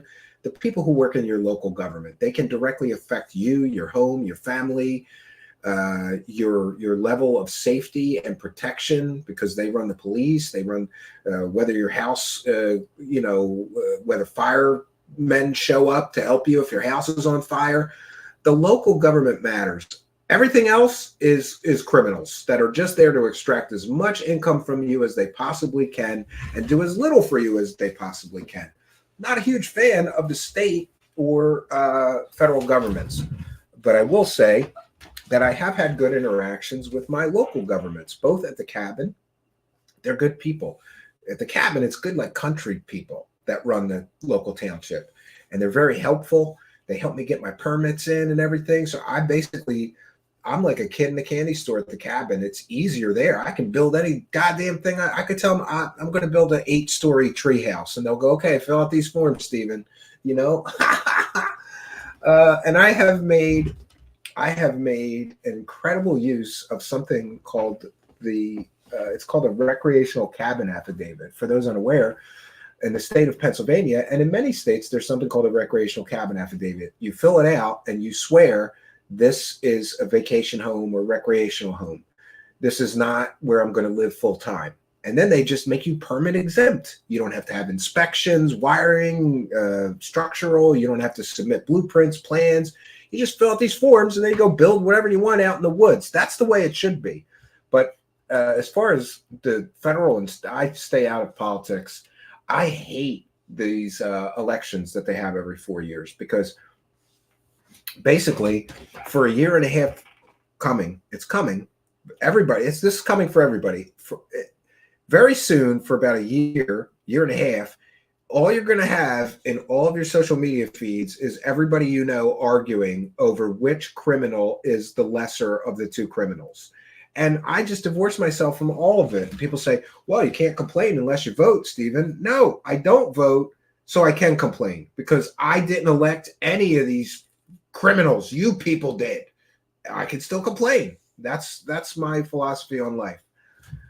Pennsylvania is a commonwealth, not a state. Okay, well, whatever. It's called the state of Pennsylvania, most people, and it's a state law that allows me to use the recreational cabin affidavits the way that I do.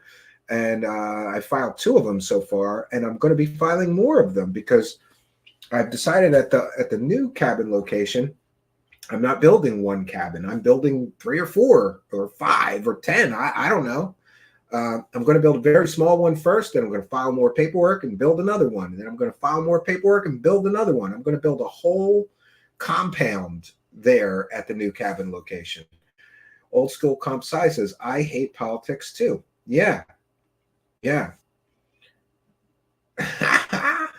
Old School Comp Sci says, Ascendant Master David Wilcock has a 98% accuracy rating, according to him. If you consider his predictions have come true on all known timelines. Yes, it happened in an alternate timeline. That's why. Unacceptable Views is here and says, the world seemed to suck a bit less when Trump was president. Who am I to say as a Canadian? But that's my impression. Well, here's what I will say. I was worlds better economically. I was doing worlds better economically during that time period than I am right now. And I think most people would agree with that statement. You know, I'm not a Trump fan though. I think I've told this story before, but quickly, I once had a job where I had to collect money from a Trump-owned business, the casinos. And I almost had ulcers from dealing with the Trump organization. They never paid their bills. They were always giving excuses. They were always causing me, like, I basically had to threaten them that we were going to repo everything that we had delivered to them if they didn't pay us. They were slime balls to deal with. So I have personal hate for Trump and his organizations because for years of my life, every day I had to argue with a Trump organization member for a good period of time. And it took away from other things that I was supposed to be doing. And my boss wanted results, not excuses. And like, what am I supposed to do? They won't pay the bill. Stop shipping them merchandise. I was a corporate credit manager. And the salespeople don't want you to stop shipping the merchandise because that'll affect their commission check this month. So they lean on everybody. No, you got to keep shipping. You can't stop shipping. They haven't paid us in 6 months. We're going to ship them more stuff that they can fuck us and not pay us for? No. Eventually, I figured out a very good tactic, which was to drive to Atlantic City and go there in person. And I would stand there with a suit on, and I would say, I've got a truck on standby. In fact, I've got 4 of them. And if you don't have a check for me, I am going to call the trucks. We'll load them up to the loading dock. And I need you to get all of our merchandise on that back loading dock. And the person was like shocked. They're like, what are you talking about? I'm like, either I get a check or we want back all the merchandise you stole from us. And then they would shimmy me into a back office, you know, and then they try to negotiate. Like, how about we could just give you half? I'm like, nope, I want a whole check. I want the whole amount you owe us, or we're going to stop shipping and we're going to take back everything. And by the way, I worked for like a restaurant equipment supply company, so I could threaten them. I'm like, you're not going to have a straw, a cup, or a napkin, or toilet paper anywhere in this whole building if you don't give me a check. That's what you had to do with the Trump. And by the way, I'm not saying anything that people don't know. People know that Trump organizations, they stiffed everybody. They didn't pay the vendors that built the goddamn buildings, right? Unacceptable Views. I think Ivanka would make a great president. Put the old man out to pasture and give her the job. Well, she's easy. I'll say this: she's easy on the eyes, and I would probably more enjoy watching her give speeches than everybody else. Recreational cabin exemption sounds like a great thing. I have to get a permit here if I make any permanent structure 100 feet or larger, 100 square feet or larger, or a significant improvement on a permanent structure greater than 100 feet. That's the way it is most places. The only caveat to the recreational cabin affidavit is it can only be 2 stories. So I can only build a 2-story building. I can't build a 3-story cabin with that affidavit. But other than that, you can build a 2-story building with a huge attic and just tell them it's an attic. I know somebody that did that. They built 3 stories and then they come out for the final inspection and the guy's like, whoa, what the hell is this? You got a 3rd story here. And he goes, oh no, that's just storage. And he showed him, he had one of those pull down things and he said, look, this is just for storage. It's not a 3rd story. And the guy let him go. The guy goes, okay. As soon as he left, they got rid of the pull down stairs. They put in permanent stairs and then they made it a 3rd story. Nobody ever caught him or, did anything. The government should leave you alone. If you're not bothering anybody, and honestly, in my situation, it's difficult. Like, what am I supposed to do? Say, all right, I'm going to cut up a bunch of trees and then I'm going to stack walls and I'm going to put cement between them. Like, how am I supposed to give you blueprints for this shit? I don't know how, So it's interesting. The new cabin's going to be a little more traditional. It's just logs, not cordwood masonry. And for those unaware, cordwood masonry is basically like building walls, like you would build walls with bricks. But instead of bricks, you're using logs in between the mortar. And that's how I built most of my first cabin. Jason Parker says, I wouldn't let her run a lemonade stand. Yes, we don't need Trump's big hairy ass back in the White House. Well, see, we're getting into politics, so I'm gonna recuse myself. I'm not a Trump supporter, and by the way, just to be fair, I also think that Biden is a criminal.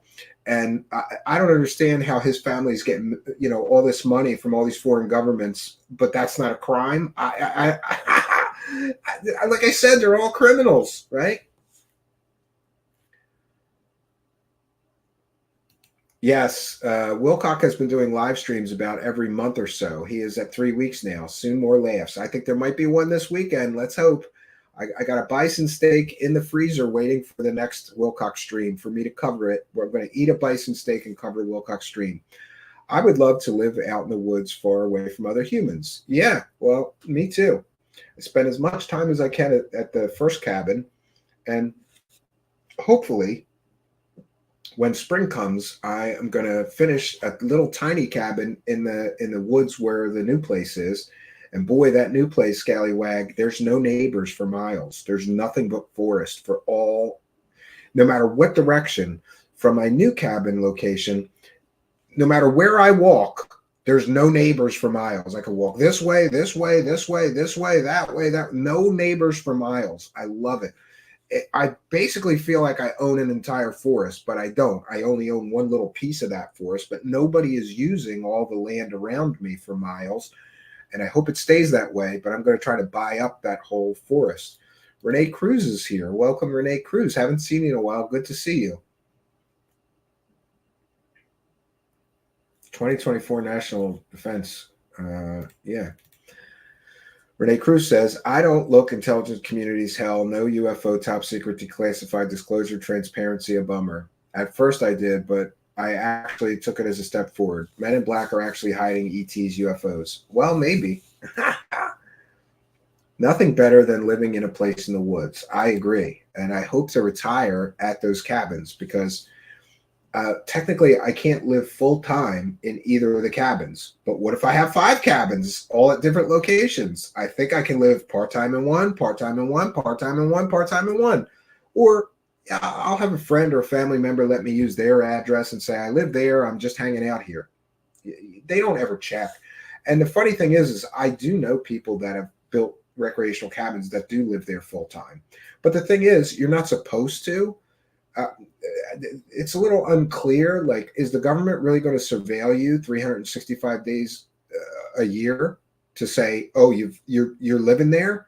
You just say, you leave, take a vacation for a couple of weeks. No, I left for a couple of weeks. I didn't live there all year or whatever. There's ways around it. And I don't know, at the cabin, I feel like there's just a better class of people, including in the government. They're just good working people that don't want to hassle you, and they're very helpful. So unless you're doing something really crazy like running a meth lab in the middle of the woods in there, they leave you alone. So I figure as long as I don't start a meth lab anytime soon, they should leave me alone and I'll leave them alone. And by the way, I'm a good citizen. I pay my taxes. I clean up. The first property we bought was a mess when we got it. We cleaned it all up.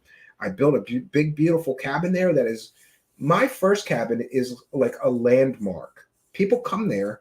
And my neighbors tell me all the time, they're like, you know, people just come here and take pictures while you're not here. I go, oh, that's cool. Hopefully it's not the feds or you know, building inspectors. And they're like, no, it's just people.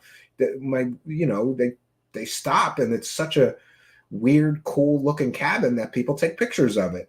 So I'm a good citizen. I don't bother my neighbor. I help my neighbors. I had one neighbor that was an older man, and he was heating with wood.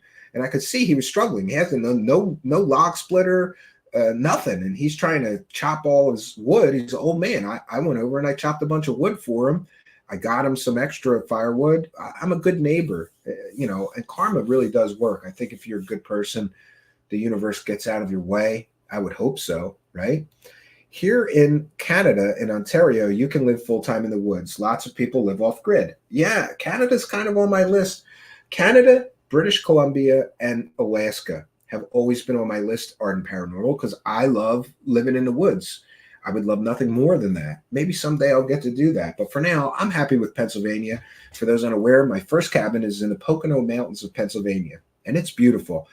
I bought that place because I looked at the satellite map, and I did a wide shot with the satellite map, and I looked at it, and there's just lake, stream, lake, pond, and state forest. There's just all these nature preserves and areas around my cabin, and we can use them all.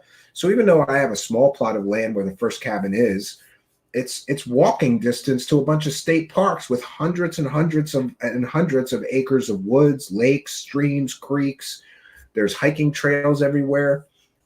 It's fun. Yes, the Pocono Mountains are beautiful. And we've got Renee Cruz says Sasquatch Woods. Did you know there's a lot of Sasquatch sightings near my cabin? But I have a feeling that's black bears. I once saw a black bear scratching its back, standing up on its hind legs, scratching its back on a tree. I swore it was a Bigfoot for a minute. And then I went, oh my God, that's a bear scratching his back on a tree. So I think a lot of the Sasquatch sightings are actually just black bears. They scratch their back on trees. They stand up on their hind legs sometimes. And I had a few, especially one really scary encounter with a mama bear because I got in the way of her cub. I didn't see the cub, and it turned into this whole thing. The bear charged me. I've never been so scared in my life. And to this day, I have more respect for the bears than I used to. I used to see a bear and be taking pictures, walking right up to it because they're calm. You don't want to walk right up to a black bear or any wild animal. You have to be extremely cautious, and it made me have a newfound respect for them. I lived in Vancouver for 9 years. I liked it because it was close to the Washington border, and I could go down there and buy cheap gas, booze, and cigarettes all the time. Yeah, I heard Canada's taxes are higher on everything, and they tax you for everything. But yeah, Sam Squatch says, I love the Trailer Park Boys. Did you know? In my cabin community, there's a security guard guy that they hire. And I'm not kidding you. He's a constable, whatever that means, in a local township. But he's a security guard there. We call him Mr. Leahy because he pulls people over and shit and like acts like a real cop. But it's nice that he's watching. He keeps good watch of that place. And like even like if he sees a car he's not familiar with, he pulls him over. What are you doing in here? Where are you going? I'm just checking, and that's a good thing to have. It's kind of like built-in security. And they did catch somebody, they catch a few people that were, let's just say they didn't have good intentions for being in the community that my cabin was in. And they stopped them. So that's good. No stores in the woods need provisions. Yeah, well, luckily my cabin is very close to, I think it's called Dollar General. But they did something new. they have these Dollar Generals where they have produce and fresh meats and everything. So it's kind of like a mini supermarket, and they have a lot of other stuff, like if you need some nails or hardware or, you know, tiki torches or lighter fluid, charcoal, whatever, you could go to the Dollar General, and it's just a few miles from my cabin. All right, so we've done our due diligence. We'll get rid of our fair use banner. I'm glad the stream did not get taken down, and I apologize if I was a bit too upset about this copyright claim issue, but I'm a huge believer in fair use, and that pissed me off. Like, really? You're going to put this up on a public YouTube and then say nobody's allowed to critique it? Especially when they lie through their teeth so many times during that thing. People should have the right to point it out, you know? Arden says, same where I lived in Eastern Ontario, close enough to a store for everything. Yeah, there's a Walmart, like maybe 15 miles, you know? Everything up at the cabin happens slower. Like here, if I got to go to the store, there's stores a few miles from me, like 2 miles, you know, there's a Walmart 2 or 3 miles. At the cabin, it's like 20. So everything takes longer. You just kind of get used to that and accept it.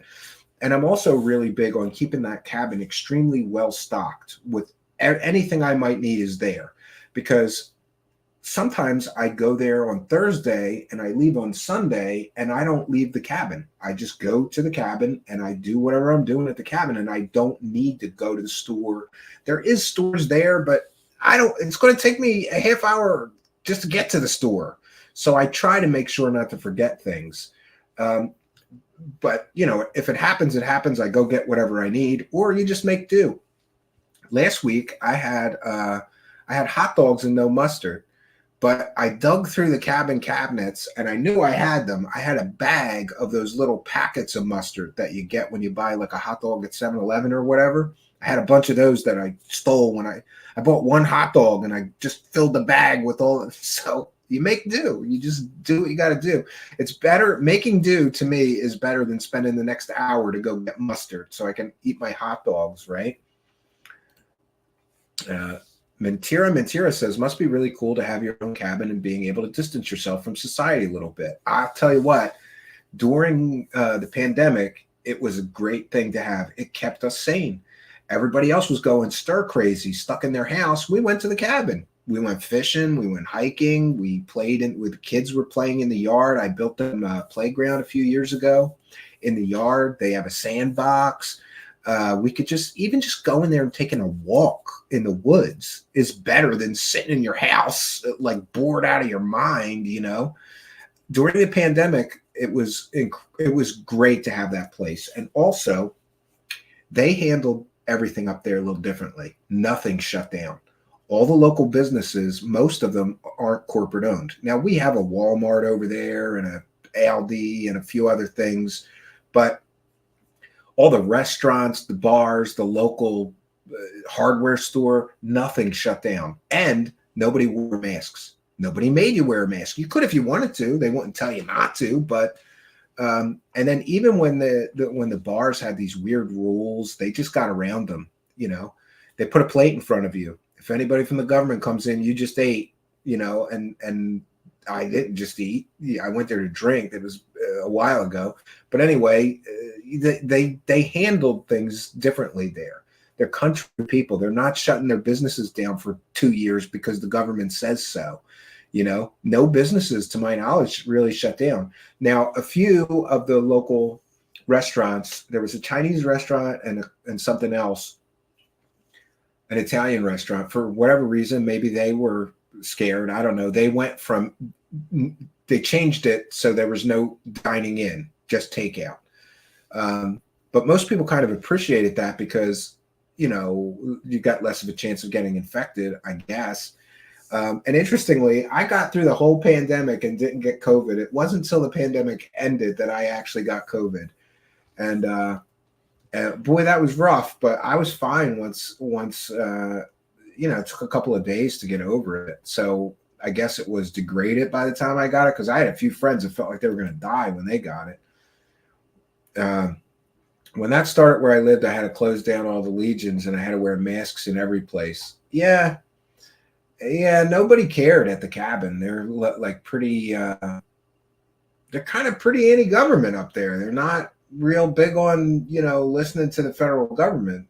For whatever reason, it was like going to the cabin was like going back to normal for me. Every time we went there for the weekend, it felt like everything was just okay. Nothing was really bad, and then here, everybody was so wound so tight. And, I remember I went to a store here once with a mask on, and I don't know if I got too close to this lady, but she started yelling at me, social distancing, you're not social distance. I'm like, lady, I'm 5 feet from you. You're supposed to be 6 feet. I'm like, okay, lady, relax. I'll back up, People were wound way tight. Do you remember that? Everybody was wound so tight and stressed out.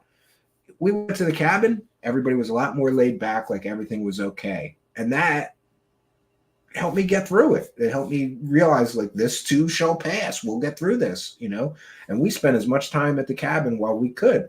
Luckily, my wife was working from home. Her office was closed down, so I could go more. And I did get a lot of stuff done at the cabin during the whole pandemic. I finished a whole room of the cabin. We built a whole sunroom there during that. Yeah, I agree with you, Scallywag, but I don't know what YouTube says about that, so I'm not going to share that.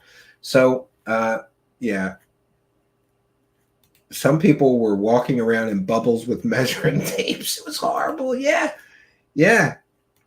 Arden says, here in the city, I first moved back down here. So many people still wearing masks. And even now, yeah, in my area, some people are still wearing, where I live, not at the cabin. Nobody's wearing masks at the cabin, but here, occasionally I'm in a store and somebody's wearing a mask. It's usually like older ladies, which I don't blame them. If you think that's going to protect you, then, good for you. Go ahead, wear the mask. I don't care, but don't make me wear one, And there's a whole thing about that. I don't even want to get into that situation, but a lot of people think the fabric masks were worthless. Who knows? I had N95s. That's what we used, my wife and I, but who knows? Someday we'll get to more of the truth behind that whole situation.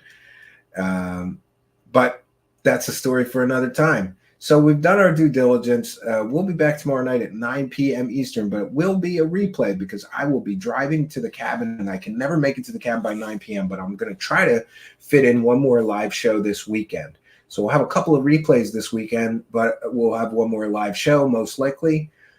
We've done our due diligence. I do apologize because I thought this was a brand new interview, but I'm sure somewhere around halfway in, I went, I've heard all this shit before. I must have listened to this interview. I don't think we covered it with commentary, so I guess it's okay that we did. I thought it was a brand new interview. They posted it yesterday. Everybody sent me links going, you got to hear this bullshit, Steven. And I go, okay, we'll cover it. These things happen. We roll with the punches. So we'll be back tomorrow night, 9 p.m. Eastern Standard Time. If I don't get to the cabin before 9, I'll be there by 9:30 for sure. And I'll be in the live chat, chatting with you all at least. So it'll be a replay. Remember, if you see TS Classics on the title, that means it's a replay. But ask anybody, I'm usually in the live chat during the replay, so you can ask me questions or just interact with me or whatever. Yeah. So what can I say, friends? That's all we got. I'm going to bounce on out of here. And I hope that you'll be here tomorrow night at 9 p.m. Every night at 9 p.m. is Truthseekers time from now on. We're going to keep this going for a few more weeks before we decide if we're just going to go back to black on the episodes we don't do a live show, or if we're going to keep going with the replays. Let me know what you think in the live chat or in the comments. Yeah, so that's all I got for you, friends. Until next time, my name is Stephen Cambion. Good night, and God bless all of you.